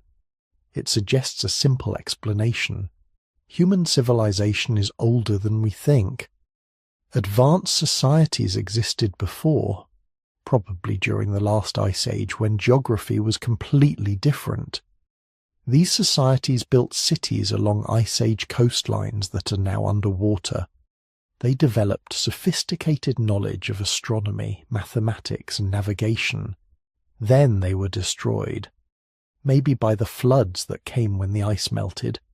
Maybe by the Younger Dryas impact event 12,800 years ago, when something, possibly a comet fragment, struck the North American ice sheet and caused catastrophic climate disruption. Maybe by a combination of disasters that effectively reset human civilization. Survivors fled inland, carrying whatever knowledge they could preserve. They taught Stone Age populations agriculture, building techniques, astronomical observations. But much was lost. Technologies that required industrial infrastructure vanished. Scientific knowledge survived only in fragmentary form mixed with mythology. Over thousands of years, the memory of what came before faded into legend. Stories about Atlantis, about golden ages, about gods who brought civilization. But the evidence remains. Underwater cities, astronomical alignments, ancient maps, genetic bottlenecks, the mud that buried everything. Mainstream archaeology resists this interpretation, not because the evidence doesn't exist, but because accepting it would require rewriting our entire understanding of human prehistory, admitting that we might not be the first technological civilization, that we might be rebuilding something that was built before, that the march of progress isn't a straight line upward, but a cycle. Rise, fall, reset, rise again. But resistance is weakening. Each new discovery makes the standard timeline harder to defend. Each underwater structure that predates known civilization. Each example of astronomical knowledge that shouldn't have been possible. Each flood myth that turns out to preserve genuine historical memories. We might be living after a reset, descendants of survivors who rebuilt civilization from fragmentary memories of what came before, standing on the shoulders of forgotten giants, building with knowledge that was ancient when Sumer was young, and if it's happened before, it could happen again. That's the unsettling thought that keeps you awake at night. The idea that everything we've built, all our technology and knowledge and civilization, could be buried under mud for future archaeologists to puzzle over. That we could become the Atlantis of some future age, just another lost civilization remembered in myth and legend, another layer in the geological record, more evidence that humanity keeps reaching for the stars and keeps getting knocked back down to start over. But for now, we can still dig, still explore the ruins beneath the waves, still decode the astronomical knowledge encoded in ancient structures, still read the maps that show ice-free Antarctica, still ask questions about Göbekli Tepe and the Sphinx and all the other mysteries that suggest our history is longer and stranger than we've been taught. The mud buried the evidence, but it also preserved it, and we're finally learning to read what it's trying to tell us. So let's talk about the mud. Not metaphorically, not symbolically, but literally. What is this stuff that supposedly buried civilizations? Where did it come from? And more importantly, can geology actually support the idea of catastrophic mud deposits covering entire cities in a matter of days, weeks, or even years? Because here's the thing, when you start digging into the mud flood theory, you eventually have to confront the actual dirt. And dirt doesn't lie. It can't be manipulated by revisionists or hidden by conspiracies. Sediment layers are like geological time capsules. Each one tells a story about how it got there, when it arrived, and what happened before and after. So if cities really were buried under waves of mud in some kind of global reset event, the geological evidence should be screaming at us from every excavation site. And some of it actually is, just not in the way the mud flood theorists expect. Let's start with Los. That's Los. And if you've never heard of it, you're not alone. Most people haven't, but Los is absolutely critical to understanding how landscapes can get buried under meters of sediment without any floods, earthquakes, or catastrophes at all. Los is wind-blown sediment, tiny particles of silt ground up by glaciers during ice ages, then picked up by wind and deposited across vast areas. And when I say vast, I mean continental scale. During the last glacial maximum, Los covered huge portions of North America, Europe, and Asia. The Chinese Los Plateau contains sediment deposits up to 300 meters thick in some places. That's nearly 1,000 feet of accumulated dust. The American Midwest sits on Los deposits that are tens of meters deep across millions of square kilometers. Now here's what makes Los interesting for our discussion. It accumulates slowly, but it accumulates continuously. Year after year, century after century, microscopic particles settle out of the air and build up on the surface. The rate varies, maybe a millimeter per year in some areas, maybe less in others. But over thousands of years this stuff adds up, and because it's so fine-grained and uniform, it creates exactly the kind of smooth, deep sediment layers that mud flood proponents point to as evidence of catastrophic burial. Except there's no catastrophe, just wind, lots of wind, blowing for thousands of years. You can tell Los from other sediments because of its structure. Under a microscope, Los particles are angular, showing they were ground up by ice rather than rounded by water. The deposits are remarkably well sorted, meaning all the particles are about the same size because wind is an excellent sorting mechanism. Heavy particles drop out first, light particles stay airborne longer. And crucially, Los deposits show consistent layering that matches climate cycles. You can read Ice Age advances and retreats in Los stratigraphy like pages in a book. So when you see a building that appears to be partially buried, first windows below street level, foundations that seem too deep, sometimes the answer is simply Los accumulation over centuries. No flood required, no catastrophe needed, just time and wind. But Los isn't the only natural explanation for rapid burial. Let's talk about volcanic ash. Now this is where things get genuinely catastrophic, because volcanic eruptions absolutely can bury entire cities under meters of material in a matter of hours or days. Pompeii is the famous example. When Vesuvius erupted in 79 AD, it buried the city under 4 to 6 meters of volcanic ash and pumice. The eruption happened so fast that people were caught mid-stride, preserved in the exact positions they died. That's genuine catastrophic burial. But here's what's important. Volcanic ash has a very distinctive signature. It's composed of volcanic glass and crystals. It has specific chemical compositions that identify exactly which volcano it came from, and it contains no organic material, no soil components, nothing that would be present in flood sediment or river mud. When archaeologists excavate a site buried in volcanic ash, they know immediately what they're dealing with. The ash layers are obvious. They're different colours than surrounding soil, usually grey or black or reddish depending on the magma composition. They contain pumice fragments, volcanic bombs, all the telltale signs of explosive eruption. And crucially, volcanic ash layers can be dated with remarkable precision using multiple techniques. The most powerful recent volcanic event that could explain widespread burial is the Toba super eruption about 74,000 years ago.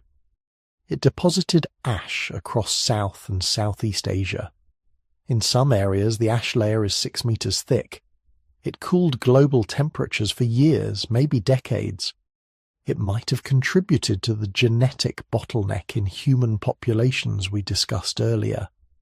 But here's the thing about Toba. We can trace its ash across thousands of kilometers. Every deposit has the same chemical signature.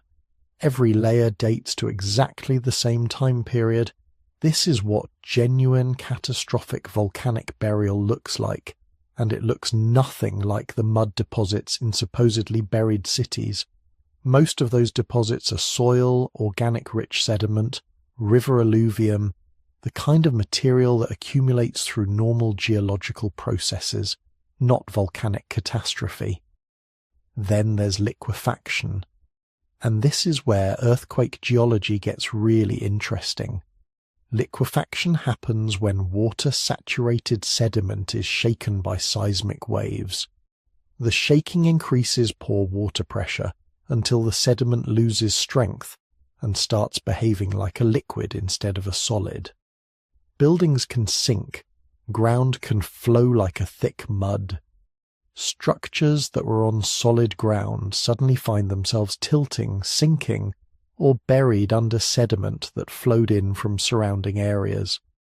The 1964 Alaska earthquake produced extensive liquefaction. Entire neighborhoods in Anchorage slumped and flowed downhill. The 2011 Christchurch earthquake in New Zealand caused liquefaction that buried streets and first floors of buildings under ejected sediment. These are real, documented events that absolutely can bury structures rapidly. But liquefaction has very specific signatures. The sediment shows deformation structures, load casts, flame structures, convoluted bedding, all signs that it was shaken and deformed while saturated with water. You see sand volcanoes where liquefied material erupted at the surface. You see lateral spreading where entire blocks of ground moved sideways. And importantly, liquefaction is a local phenomenon. It affects specific types of sediment in specific geological settings. You don't get global liquefaction. You don't get liquefaction that simultaneously affects every city on every continent. When geologists examine supposedly buried structures and claim they show evidence of liquefaction, they need to demonstrate those diagnostic features: load casts, deformation structures, lateral continuity of affected layers. Without that evidence, you're just looking at normal sediment, accumulation that happened to bury older structures over time. River flooding is probably the most common natural explanation for buried structures. Rivers are constantly depositing sediment, building up floodplains, raising their beds, burying whatever happens to be in their path. The difference between normal flooding and catastrophic flooding is mostly a matter of timescale and intensity. Normal river flooding happens annually or seasonally. Each flood deposits a thin layer of sediment, maybe millimeters or centimeters. Over centuries this adds up. Archaeological sites along major rivers often show occupation layers separated by flood deposits. People lived there, flood came, People rebuilt on top of the flood layer, process repeated for generations. This creates a tell, an artificial mound made up of alternating occupation and abandonment layers. But catastrophic floods are different.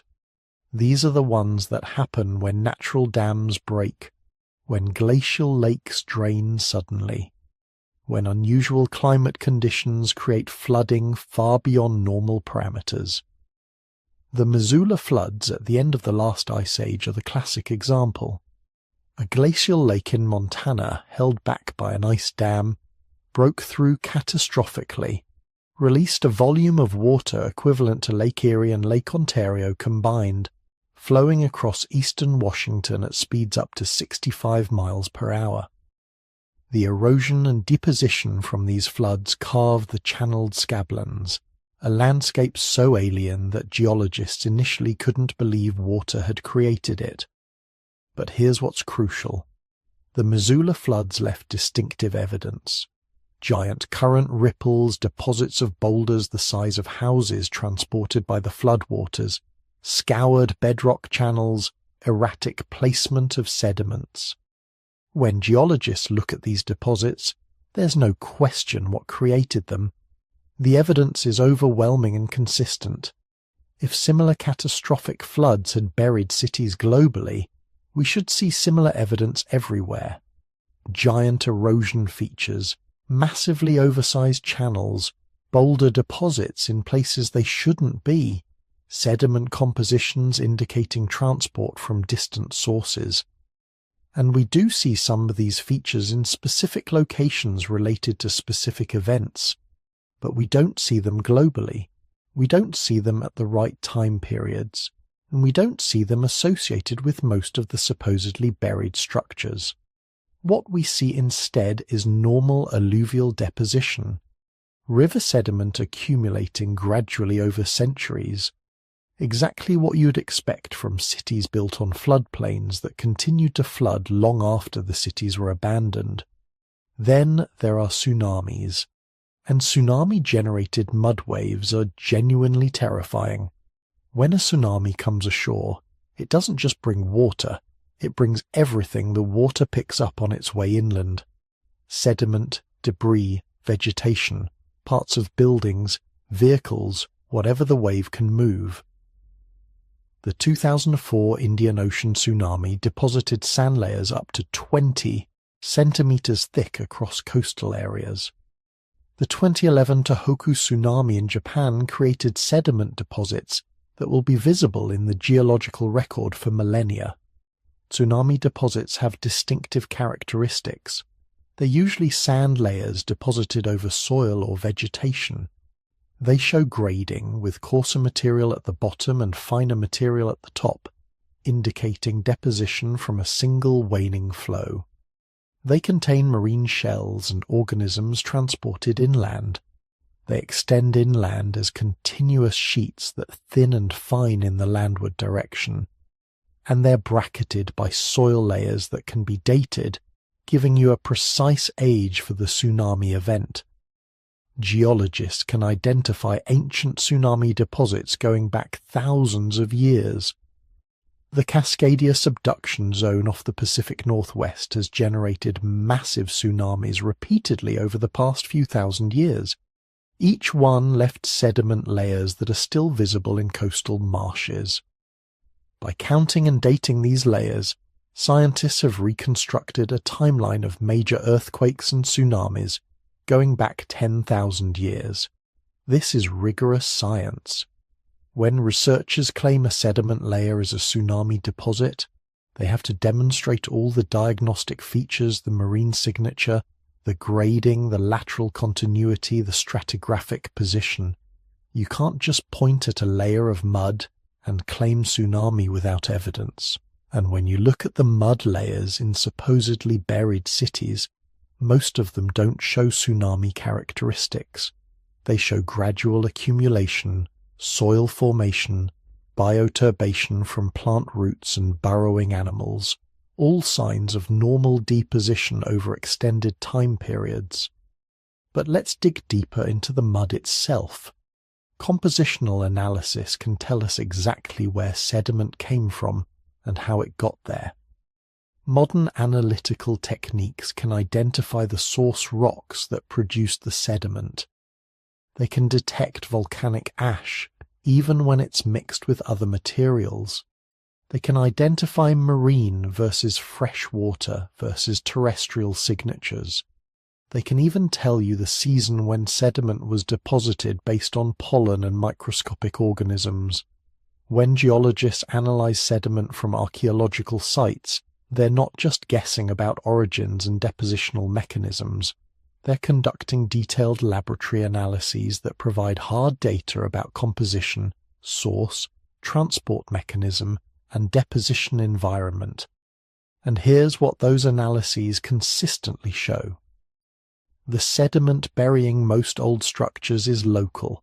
It came from surrounding soils, from nearby rivers, from hill slopes eroding naturally over time. It wasn't transported thousands of miles by megafloods. It wasn't ejected from distant volcanoes. It didn't arrive in a single catastrophic event. It accumulated gradually, the way sediment always accumulates in urban environments when people stop maintaining streets and buildings.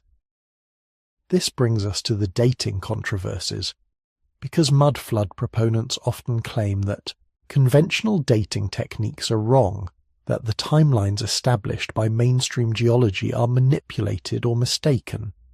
So let's talk about how we actually date sediments, and why the methods are more reliable than critics claim. Carbon-14 dating is the most famous technique. It works because living organisms incorporate radioactive carbon-14 from the atmosphere while they're alive. When they die, the C14 starts decaying at a known rate, with a half-life of 5,730 years. By measuring how much C14 remains in organic material, you can calculate how long ago the organism died. The technique works reliably back to about 50,000 years. Beyond that, there's not enough C14 left to measure accurately. But within its range, radiocarbon dating is remarkably precise. Multiple labs analyzing the same sample will get consistent results within small margins of error. Critics claim C14 dating is unreliable because the amount of atmospheric carbon-14 has varied over time. And that's true. Solar activity, ocean circulation, industrial emissions, all these factors affect atmospheric C14 levels. But scientists know this. They've spent decades creating calibration curves using tree rings, coral growth bands, and other independently dated materials. Modern radiocarbon dates are calibrated against these curves to correct for atmospheric variations. The result is dates that are accurate to within a few decades for material less than 2,000 years old, and within a century or two for older material. That's not perfect, but it's pretty damn good. And when you date multiple samples from the same sediment layer, and they all give consistent ages, and those ages make sense relative to layers above and below, you can be confident the dates are real. Dendrochronology, or tree ring dating, is even more precise.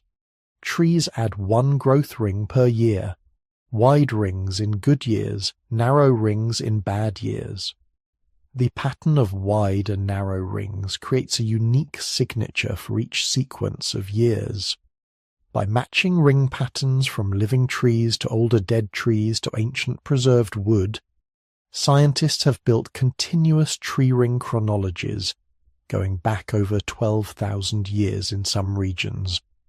When you find wood in a sediment layer, you can sometimes match its ring pattern to the master chronology and determine the exact year the tree was cut.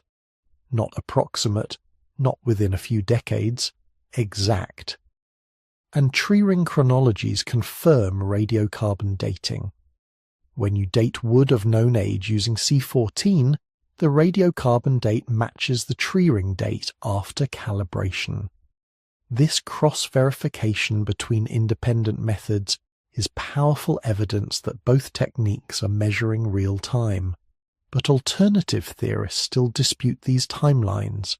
They argue for rapid burial, for catastrophic events that deposited meters of sediment in days or weeks, instead of centuries or millennia, and this is where we need to talk about the fundamental debate in geology. Catastrophism versus uniformitarianism. Uniformitarianism is the principle that geological processes operating today are the same processes that operated in the past. Rivers erode and deposit sediment today, so ancient sediment layers were formed by similar rivers. Volcanoes erupt today, so ancient ash layers came from similar eruptions. This doesn't mean everything happens slowly. It just means the laws of physics and chemistry don't change. Catastrophism is the idea that major geological features were formed by sudden, violent events rather than gradual processes. For most of geological history, catastrophism was rejected by mainstream science. But in recent decades, geologists have recognized that catastrophic events do play important roles. The asteroid impact that killed the dinosaurs, the Missoula floods, massive volcanic eruptions, these are real catastrophes that shaped landscapes rapidly. The modern view is neo-catastrophism. Most geological change happens gradually, but catastrophic events punctuate the slow processes, creating rapid changes that are preserved in the rock record. The key is evidence. When catastrophic events happen, they leave distinctive signatures, and when you don't see those signatures, you can't invoke catastrophe to explain normal deposits. This is the problem with mud flood theories that claim rapid global burial. The sediments don't show catastrophic signatures. They show slow accumulation, soil formation, gradual burial over centuries, and the dating confirms this. Artifacts from lower levels are older. Artifacts from upper levels are younger, exactly as you'd expect from gradual deposition. But the debate continues because there's something psychologically compelling about catastrophism. Slow processes are boring. Catastrophes are dramatic. And humans are pattern-seeking creatures who love connecting dots into grand narratives. When you see buried first floors, it's more satisfying to imagine a great flood that buried everything at once than to accept that streets gradually rose as centuries of dust and garbage accumulated. When you see similar architectural styles in different countries, it's more exciting to imagine a lost global civilization than to accept that good building techniques spread through trade and cultural contact. The mud doesn't care about our narratives. It just sits there, layer upon layer, waiting for anyone careful enough to read what it actually says. And what it says consistently across thousands of sites on every continent is that the world is old. Changes happen gradually with occasional catastrophes mixed in, and cities get buried 1 year at a time, not one flood at a time. But that doesn't mean the mud has nothing interesting to tell us, because sometimes, when you dig deep enough, you find layers that don't quite fit the gradual model. Sediments that accumulated faster than they should have, deposits that seem out of place. And those anomalies, those places where the mud whispers something unexpected, those are worth investigating further. Here's something that will bend your mind. In the 1980s, Australian anthropologists started taking Aboriginal oral traditions seriously as potential historical records. Not just cultural stories, but actual accounts of events that happened thousands of years ago. What they found was extraordinary. Aboriginal Australians had stories about when the sea level was lower, when you could walk to islands that now separated by miles of ocean, when the coastline was completely different. The anthropologists thought, okay, interesting mythology. Then they checked the geological record. Sea levels rose dramatically after the last ice age ended around 11,700 years ago. The coastlines the Aboriginal stories described, they matched the actual prehistoric geography almost perfectly. These weren't vague myths about water and land. These were specific, detailed accounts of landscapes that had been underwater for more than 10,000 years. Think about that for a second.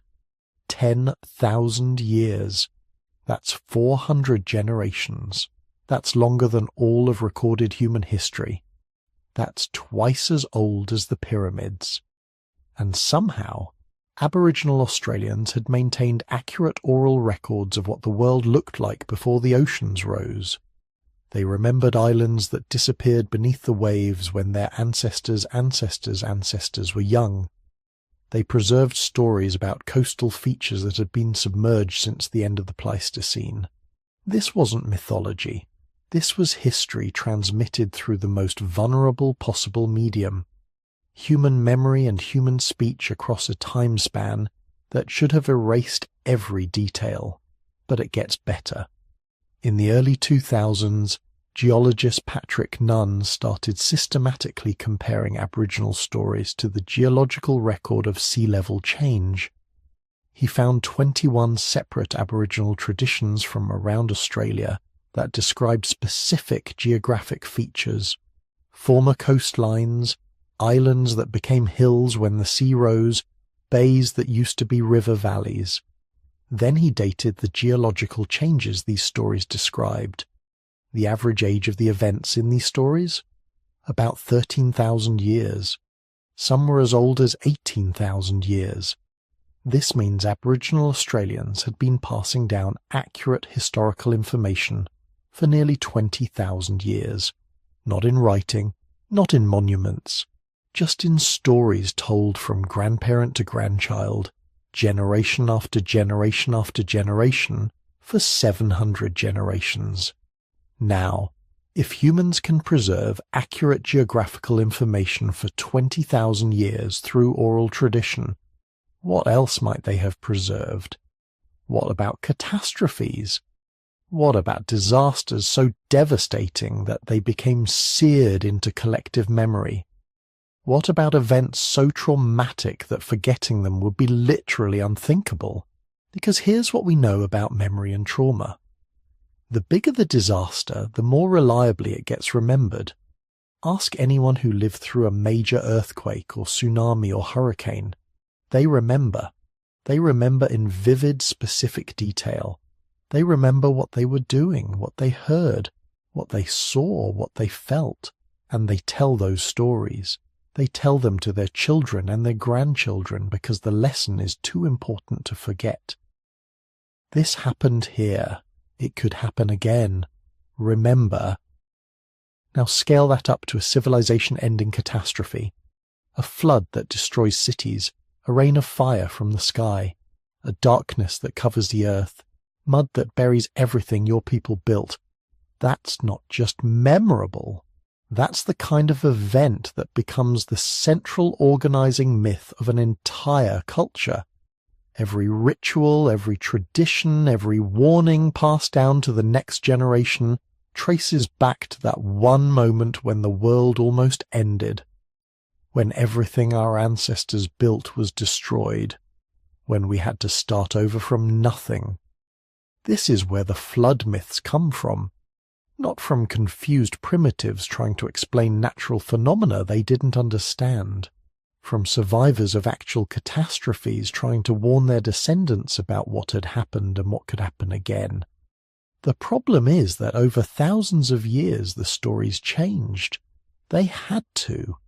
Because oral tradition isn't like written history. You can't just refer back to an original text.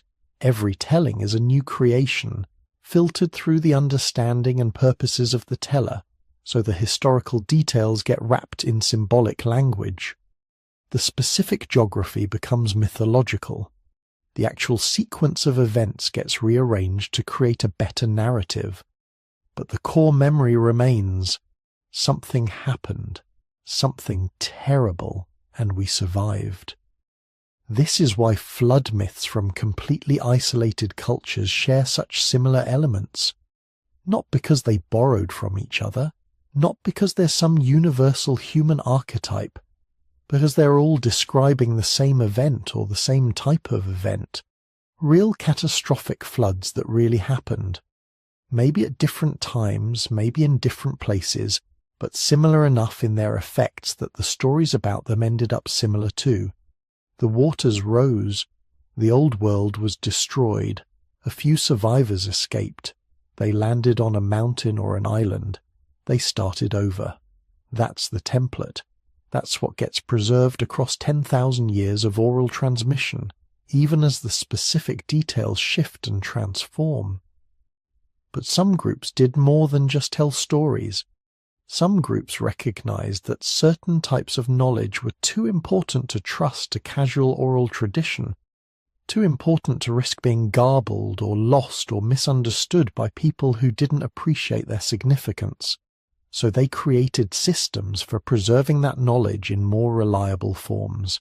They created priesthoods, mystery schools, initiatory traditions where knowledge was passed down in structured, ritualized ways that minimized the risk of corruption.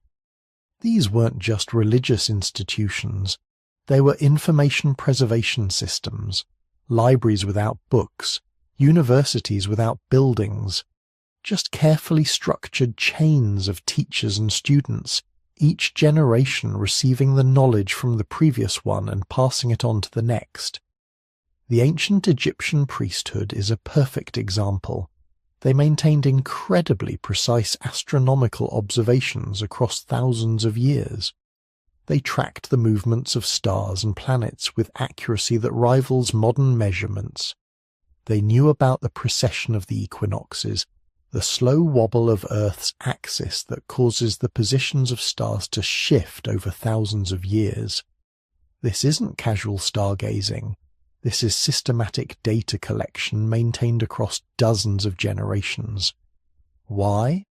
Because they were trying to predict cycles, trying to understand patterns in celestial events that might correlate with disasters on Earth, trying to figure out when the next catastrophe might come.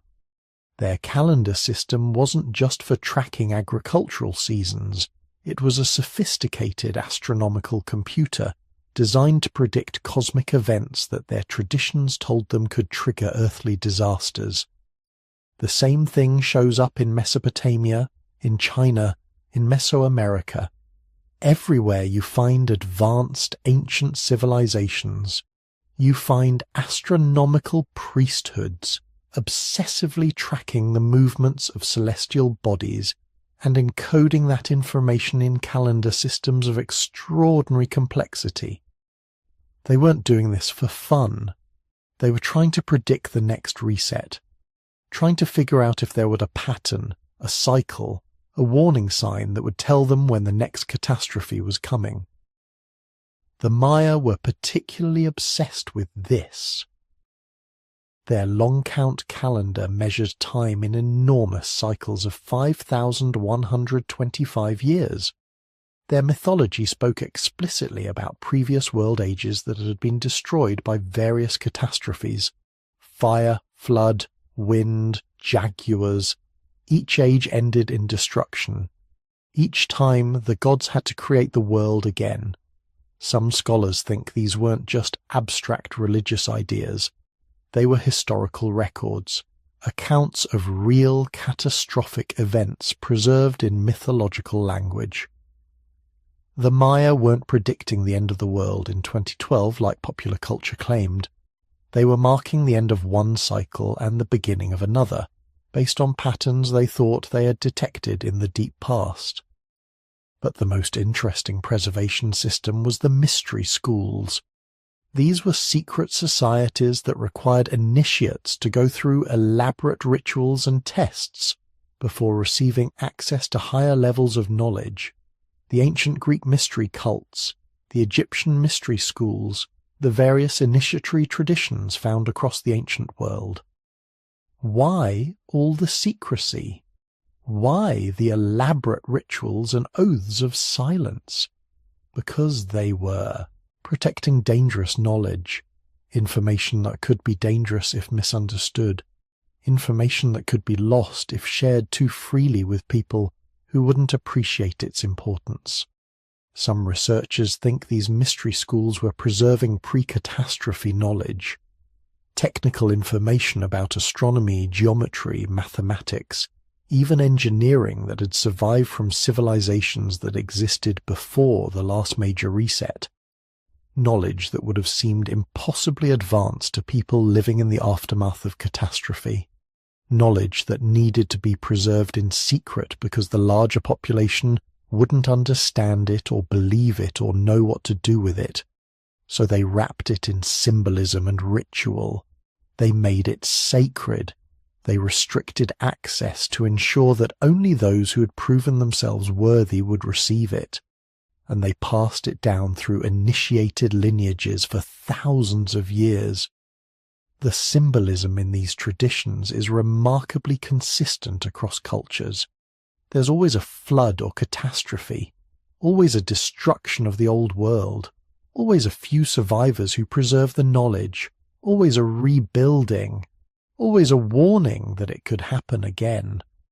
This shows up in Freemasonry, which claims descent from ancient mystery traditions. It shows up in alchemy, which encoded chemical and philosophical knowledge in elaborate symbolic language. It shows up in the mystery cults of Greece and Rome. The core narrative is always the same. We had knowledge, we lost it, we're trying to recover it, and we need to be ready for when the next catastrophe comes. Now, skeptics will say this is just humans telling stories, that we naturally create narratives about disasters because we're storytelling creatures, that the similarities between myths prove nothing except that humans everywhere face similar anxieties about destruction and survival. And okay, there's something to that. We do love a good catastrophe story, but that doesn't explain the specific details that match geological events. It doesn't explain the astronomical precision of ancient calendar systems. It doesn't explain why isolated cultures with no contact developed remarkably similar preservation systems for protecting important knowledge. Consider the Younger Dryas boundary. This is a layer of sediment found across North America and parts of Europe that dates to around 12,800 years ago. It contains evidence of massive wildfires, the kind that could only be caused by something catastrophic. Many researchers think this layer marks the impact of a comet or asteroid that exploded in the atmosphere, triggering climate change and mass extinctions. The Younger Dryas period that followed was a sudden return to Ice Age conditions that lasted for about 1,300 years.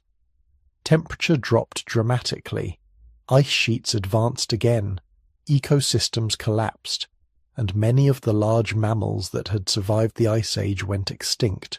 For humans living through this, it would have been apocalyptic. Climate that had been improving suddenly reversed. Food sources disappeared. Entire regions became uninhabitable. Populations that had been growing and expanding suddenly faced extinction. And here's the thing. This timing, 12,800 years ago, matches up almost perfectly with the dating of many flood myths and catastrophe stories. The Aboriginal Australian traditions about sea level rise, the Mesopotamian flood narratives, the stories about worldwide disasters found across dozens of cultures. They're all describing events that happened right around the time of the Younger Dryas impact event. This suggests these myths aren't just vague stories about natural disasters. They're specific cultural memories of real, catastrophic events that happened at the end of the last ice age. Events so devastating that they became imprinted on human consciousness. Events that every surviving culture felt compelled to remember and pass down to future generations. The details got mythologized over thousands of years of oral transmission, but the core memory remained. Something terrible happened. The world changed. We almost didn't make it, but we survived. And we need to remember so we can be ready if it happens again. This explains why reset myths appear in isolated cultures with no contact. It's not because they borrowed from each other. It's not because there's some universal human archetype about destruction and renewal. It's because they all experienced the same catastrophic period in human history. The end of the last ice age was devastating for human populations everywhere. Sea levels rose hundreds of feet, flooding coastal regions where most human populations lived. Climate shifted rapidly and unpredictably. Familiar ecosystems vanished. The old world, the world that had existed during the stable period before the Younger Dryas, was destroyed. Every surviving culture had its own experience of this catastrophe, its own stories about how their ancestors survived. But the basic narrative was the same because the basic experience was the same, and some cultures went further than just remembering. They tried to preserve technical knowledge that might help future generations survive the next catastrophe. This is why you find sophisticated astronomical knowledge in ancient civilizations that supposedly didn't have the technology to make such precise observations. Why you find mathematical constants encoded in the dimensions of pyramids and temples. Why you find geometric knowledge in megalithic structures that predates recorded mathematics by thousands of years. This wasn't religious symbolism. This was information preservation. People who knew catastrophe could come again, trying to pass down knowledge that might help their descendants survive or rebuild. The priesthoods and mystery schools weren't just protecting religious secrets. They were protecting the accumulated wisdom of pre-catastrophe. Civilizations. Knowledge about astronomy so future generations could predict cosmic events. Knowledge about engineering so they could build structures that would survive disasters. Knowledge about agriculture and animal husbandry so they could restart civilization if it collapsed. Knowledge about mathematics and geometry and medicine and navigation, all wrapped in myth and symbol and ritual because there was no writing system yet, or because writing couldn't be trusted to survive the next catastrophe, or because the knowledge was so advanced that it needed to be protected from misuse. This is the real meaning of cultural memory, not just stories told around fires, not just traditions passed from parents to children, but systematic, organized efforts to preserve information across time spans that would challenge even modern storage systems. These ancient peoples knew something we've forgotten. That civilization is fragile. That catastrophe can destroy everything in a generation. That knowledge, once lost, might take thousands of years to rediscover. So they built information preservation systems that could survive when cities couldn't. Systems encoded in myth and ritual and sacred tradition. Systems designed to outlast stone and bronze and paper. And incredibly, it worked. We're still finding evidence of this ancient knowledge, still discovering that myths we dismissed as primitive superstition contain accurate information about events that happened thousands of years ago, still realizing that the primitive peoples who built megalithic structures and tracked celestial cycles weren't primitive at all. They were survivors of catastrophe, doing everything in their power to ensure their descendants would be ready when the next reset came. They were us, just living in a different time, facing different challenges, but driven by the same fear that motivates our modern doomsday preppers and disaster planners, the fear that everything we've built could be destroyed, the determination to preserve what matters most, the hope that if we can just pass down the right knowledge, our children's children might survive what we couldn't. So here's the uncomfortable question we've been building toward this whole time. If massive resets happened before, If civilizations really did get buried under mud and forgotten, if our ancestors survived catastrophes that nearly ended human existence entirely, what does that mean for us, right now, today, sitting in our climate-controlled rooms, scrolling through our phones, convinced that progress only moves in one direction, forward, because we've been sold a story about history? It's the narrative of linear progress, the idea that humanity started in caves, slowly figured things out, and has been climbing steadily upward ever since. Sure, there were setbacks, the fall of Rome, the Dark Ages, occasional plagues and wars. But the overall trajectory is always up. Better technology, more knowledge, increasing complexity and sophistication. This is the story we tell ourselves, the one that makes us feel safe. But what if that's not how it actually works? What if history isn't a line at all, but a cycle? Civilizations rising, reaching peaks of complexity and achievement, then collapsing back down to basics. Not because humans got dumber or lazier, but because something external, something beyond their control, hit the reset button. And here's the thing that should keep you awake at night. Not in a scary way, but in a thinking deeply about reality kind of way. The geological and astronomical evidence suggests that Earth experiences regular catastrophic events. Not just random bad luck, but predictable cycles of disaster that recur with disturbing regularity. Solar events, for example. Our sun isn't the stable, reliable fusion reactor we'd like to believe. It goes through cycles of activity and dormancy. Most of these cycles are relatively mild. Sunspots come and go, solar winds vary in intensity. But occasionally, maybe every few thousand years, the sun produces what scientists call a micronova, or superflare.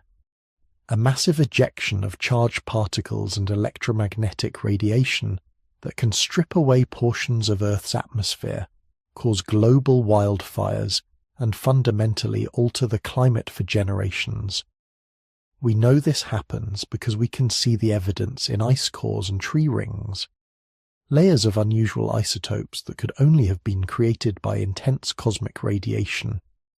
Burn layers in sediment cores showing simultaneous wildfires across multiple continents. The geological record is screaming that these events occur regularly. Yet somehow we've built a civilization that assumes they won't happen again. Then there are cosmic impacts, asteroids and comets. We've gotten better at tracking the big ones, the planet-killer rocks that could end human civilization entirely. But there are thousands of smaller objects that we haven't catalogued. Rocks big enough to devastate entire regions, trigger tsunamis, throw enough dust into the atmosphere to cause crop failures worldwide. The Tunguska event in 1908 flattened 800 square miles of Siberian forest. If that had happened over a major city, millions would have died, and we had absolutely no warning, no way to predict it, no way to prevent it. Some researchers think impacts like this might be periodic, not random. The solar system's passage through certain regions of space could expose Earth to increased bombardment from cometary debris. If true, and the evidence is actually pretty compelling, then impacts might cluster in time. Long periods of relative calm, then sudden episodes where multiple strikes occur within centuries of each other. Exactly the pattern you'd expect if ancient reset myths were recording actual events. And then there's the really controversial stuff. Pole shifts. Not the gradual wandering that Earth's magnetic poles do constantly, but rapid catastrophic flips where the entire magnetic field weakens or reverses. During these events, Earth loses much of its protection from cosmic radiation. The magnetosphere that shields us from solar wind and galactic cosmic rays weakens dramatically. anything living on the surface gets hit with radiation levels that can cause mutations, cancer, and widespread ecosystem collapse. We know magnetic reversals happen. The geological record shows they've occurred hundreds of times throughout Earth's history. What we don't know is exactly how long they take or what the immediate effects are. But some researchers think rapid pole shifts could explain some of the mystery in the archaeological record. Sudden abandonment of cities, mass migration events, the collapse of multiple civilizations within short time periods. If the magnetic field weakened rapidly, making certain latitudes uninhabitable due to radiation, people would have no choice but to move fast. Now, you might be thinking this all sounds like fringe catastrophism, the kind of stuff that belongs on conspiracy theory websites, not in serious discussions about history and future risk. But here's the problem with dismissing it entirely. We've already experienced a preview of what solar catastrophe looks like, and it almost destroyed modern civilization. September 1859, the Carrington event. Astronomers observed massive solar flares erupting from the sun. Within hours, the charged particles reached Earth. Telegraph systems worldwide went haywire. Operators received electric shocks from their equipment. Telegraph papers spontaneously caught fire.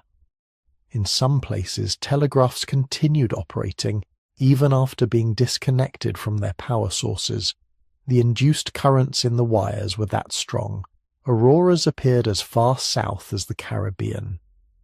People in the Rocky Mountains woke up at 1 a.m. thinking it was dawn because the sky was so bright. This was 1859. The total extent of our electrical infrastructure was telegraph wires. Imagine the same event today. Every power grid on the daylight side of Earth would be hit with massive induced currents. Transformers would explode. Power stations would catch fire. Within hours, maybe minutes, we'd lose electrical power across entire continents. No electricity means no refrigeration, no water pumping, no sewage treatment, no communication systems, no internet, no phones, no way to coordinate response or recovery. Modern cities would become uninhabitable within days, not because of the solar storm itself, but because everything we depend on would simply stop working. The economic damage would be measured in trillions of dollars. The death toll, primarily from disease and starvation as supply chains collapsed, could reach hundreds of millions, and the recovery time? Estimates range from months to years to perhaps never. Because the transformers and specialized equipment needed to rebuild the grid take months to manufacture under ideal conditions. With global supply chains disrupted, manufacturing, facilities offline, and society in chaos, who's going to build new transformers? NASA estimates the probability of a Carrington-level event hitting Earth in the next decade at about 12%. Those aren't terrible odds for any single year, but over a century. The probability becomes near certainty. We will experience another major solar storm. The question isn't if, but when, and whether we'll have prepared for it. We haven't, by the way. Despite knowing about the risk, despite having decades to harden our infrastructure, we've done almost nothing. Because preparing for low-probability, high-impact events is politically difficult and expensive. Much easier to assume it won't happen on our watch and leave the problem for future generations. Exactly the kind of thinking that makes civilizations vulnerable to reset events. And then there's the slow-motion catastrophe we're living through right now. Climate change, sea level rise, not dramatic enough for Hollywood disaster movies, but potentially devastating in ways that echo those ancient mudflood stories. Because here's what happens when sea levels rise. It's not just that coastlines move inland. It's that cities built on river deltas and most major cities become progressively less habitable. Higher tides push saltwater further upstream, contaminating freshwater sources. Storm surges reach further inland, flooding areas that used to be safe. Groundwater tables rise, weakening foundations and causing buildings to settle unevenly. And mud. So much mud.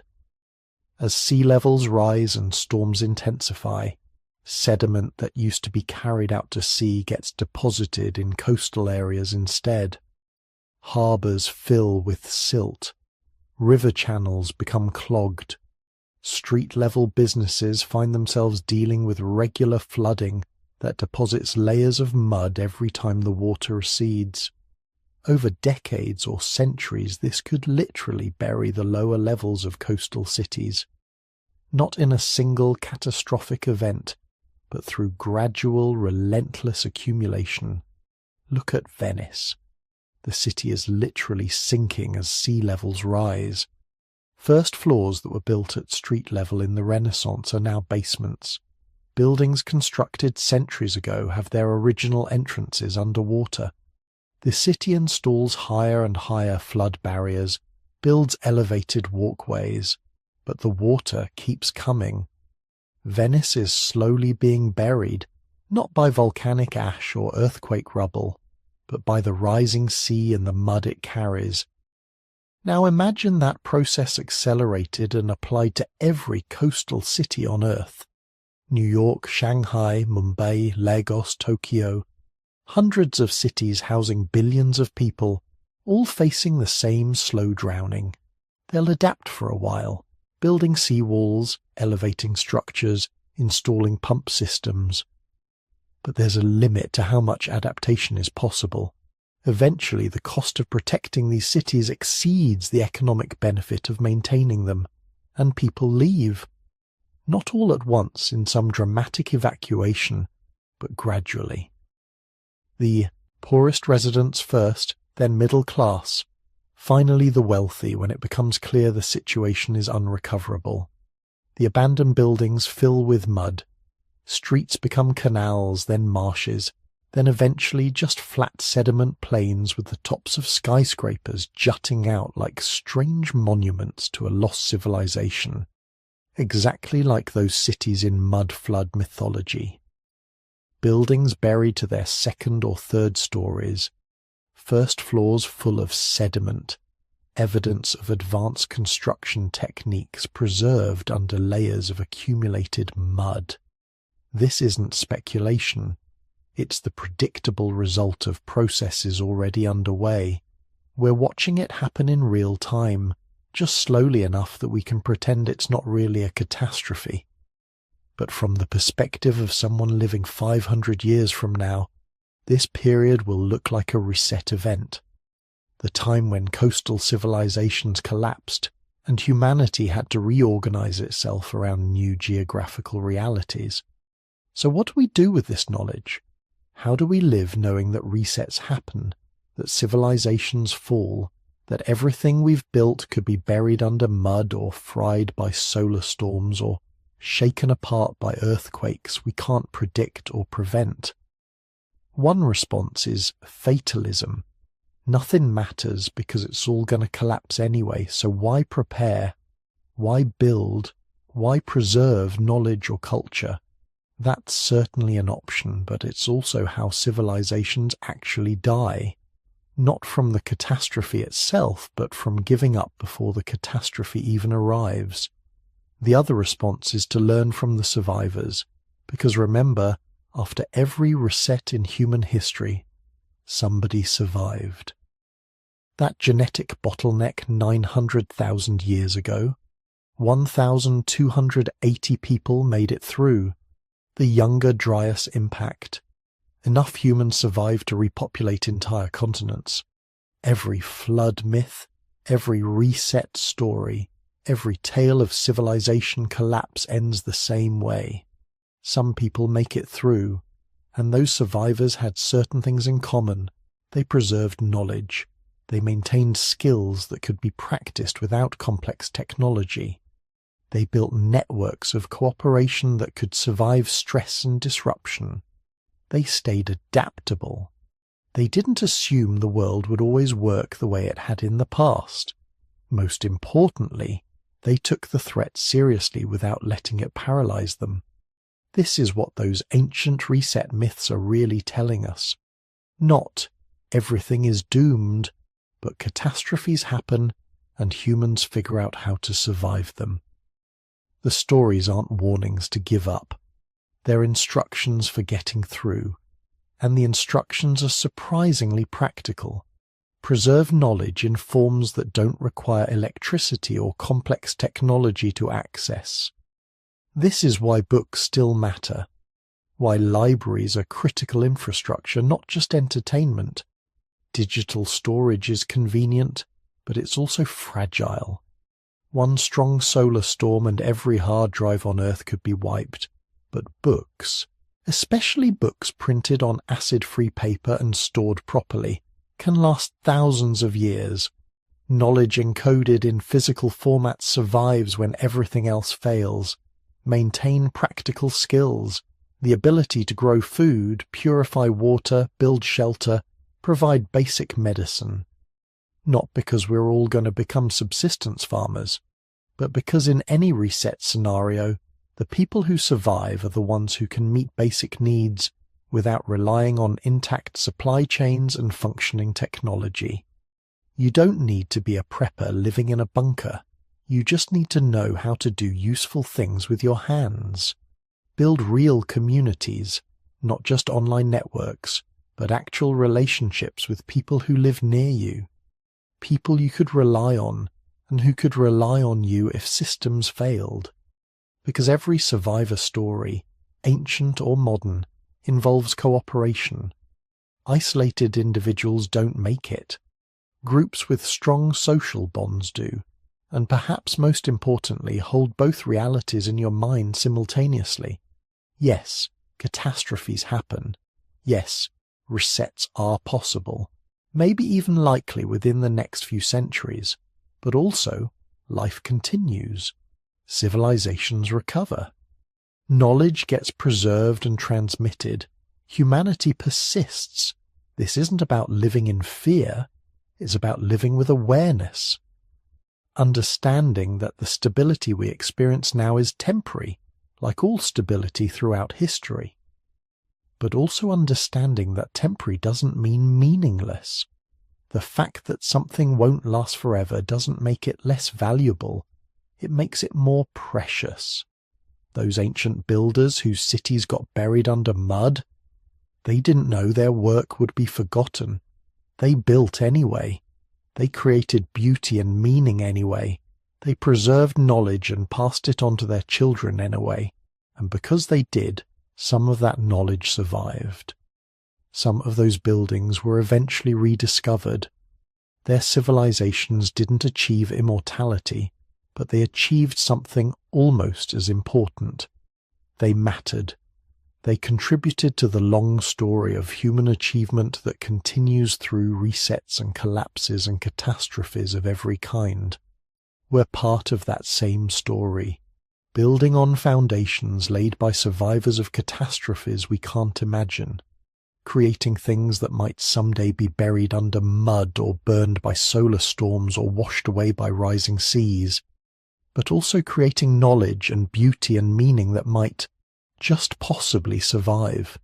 That might be discovered by future humans trying to understand where they came from and how their ancestors made it through the resets that nearly ended everything. This is the real lesson from mudflood myths and reset stories and all these ancient tales of civilization collapse. We're not immune. We're not special. We're not the first humans to build something impressive and assume it would last forever. But we're also part of something larger than any single civilization. Part of a species that has survived every catastrophe thrown at it for nearly 1 million years. Part of a story that continues through resets because enough people every time refuse to let the knowledge die completely. So preserve what matters. Build what you can. Connect with others. Stay adaptable. take the threats seriously, and then live anyway. Because that's what survivors do, not because they're guaranteed success, but because the alternative is giving up before the story ends, and humans, tested through bottlenecks and ice ages and floods and impacts and collapses beyond counting, are remarkably bad at giving up. The next reset will come, maybe in our lifetimes, maybe in our grandchildren's, maybe not for centuries, but it will come, and when it does, someone will survive. Someone will preserve knowledge. Someone will rebuild, just like always, just like every time before. That's not optimism. That's just history. The only history that matters when you're trying to decide how to live in a world where resets are real and catastrophes are cyclical and everything you build might someday be buried under mud. You live like it matters anyway, because it does, not forever, but for now. And now is all any civilization has ever had. So here we are, at the end of our journey through the mud and the myths, the buried cities and the flood stories that span every continent, every culture, every ancient tradition. You've travelled with us from the half-buried buildings of cities across the globe to the universal tales of catastrophic resets. From geological evidence that challenges comfortable timelines to cultural memories that refuse to fade no matter how many centuries pass. And if you're still awake, which honestly would be fine but also kind of defeats the purpose, you might be wondering what it all means. What can we actually conclude about the mud that buried civilizations? Here's the thing. We've explored 3 distinct threads tonight. First, the physical evidence. Cities that appear sunk into the ground, first floors that became basements, architectural features that make no sense unless something, whether sediment accumulation, volcanic ash, organic decomposition, or something more catastrophic, raised ground levels dramatically over relatively short periods. That evidence is real. You can see it with your own eyes in cities around the world. The question isn't whether it happened. The question is how and when and why. Second, the universal flood myths.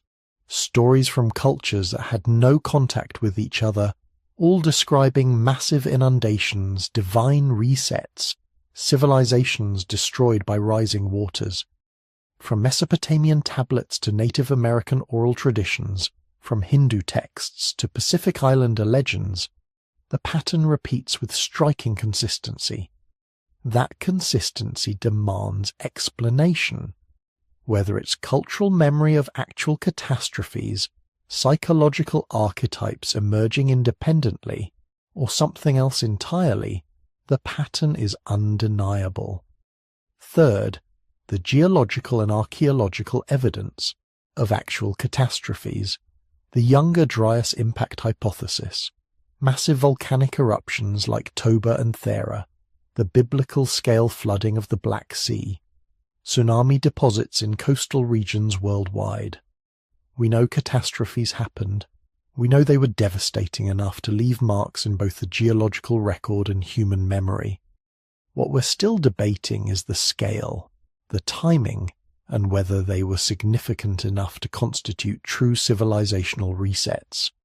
The conventional interpretation, the one accepted by mainstream geology and archaeology, explains most of what we've discussed tonight through well-understood processes. Sediment accumulation, sea level changes, volcanic events, localized floods, all occurring over time frames that make sense within established chronologies.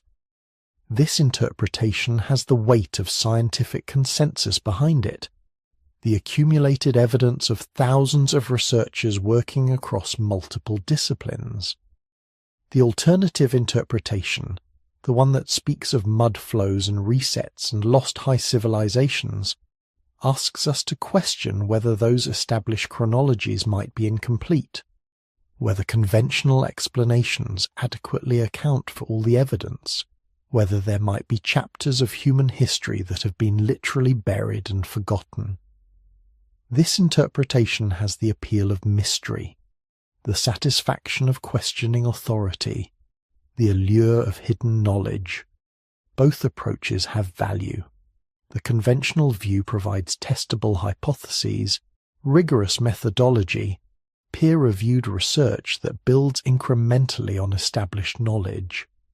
The alternative view asks uncomfortable questions, points out anomalies, refuses to accept explanations that don't quite satisfy.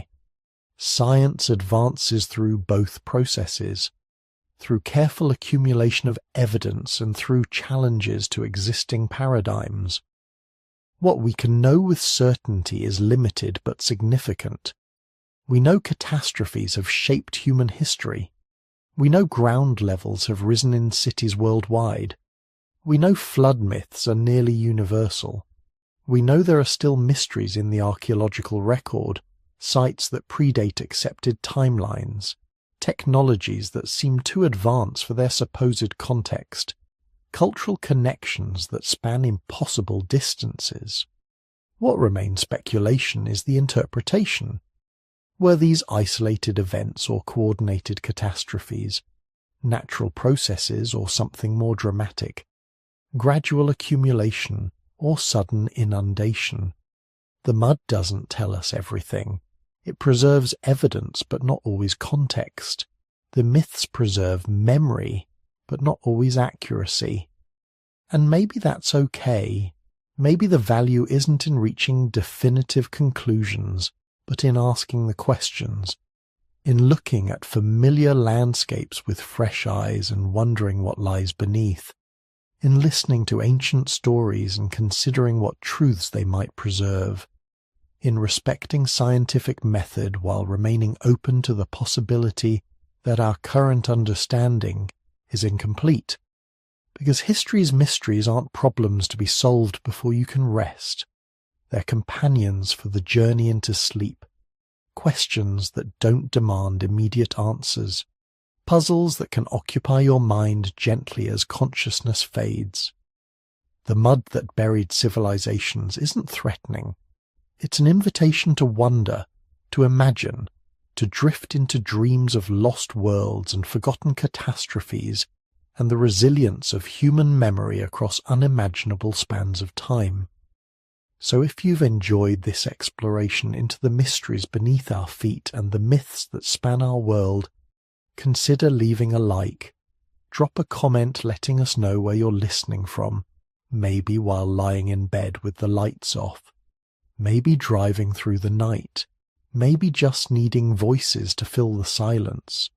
Subscribe for more journeys through history's strangest corners, the questions that don't have easy answers, the stories that help you rest. And now let the mysteries settle around you like sediment, layer upon layer, burying the urgent thoughts of the day under the weight of deep time and ancient catastrophes, and the comforting knowledge that civilizations have ended before and begun again, that the world has been reset and survived, that beneath every city lies evidence of everything that came before, waiting patiently in the mud for someone to remember. Sleep well with history's mysteries.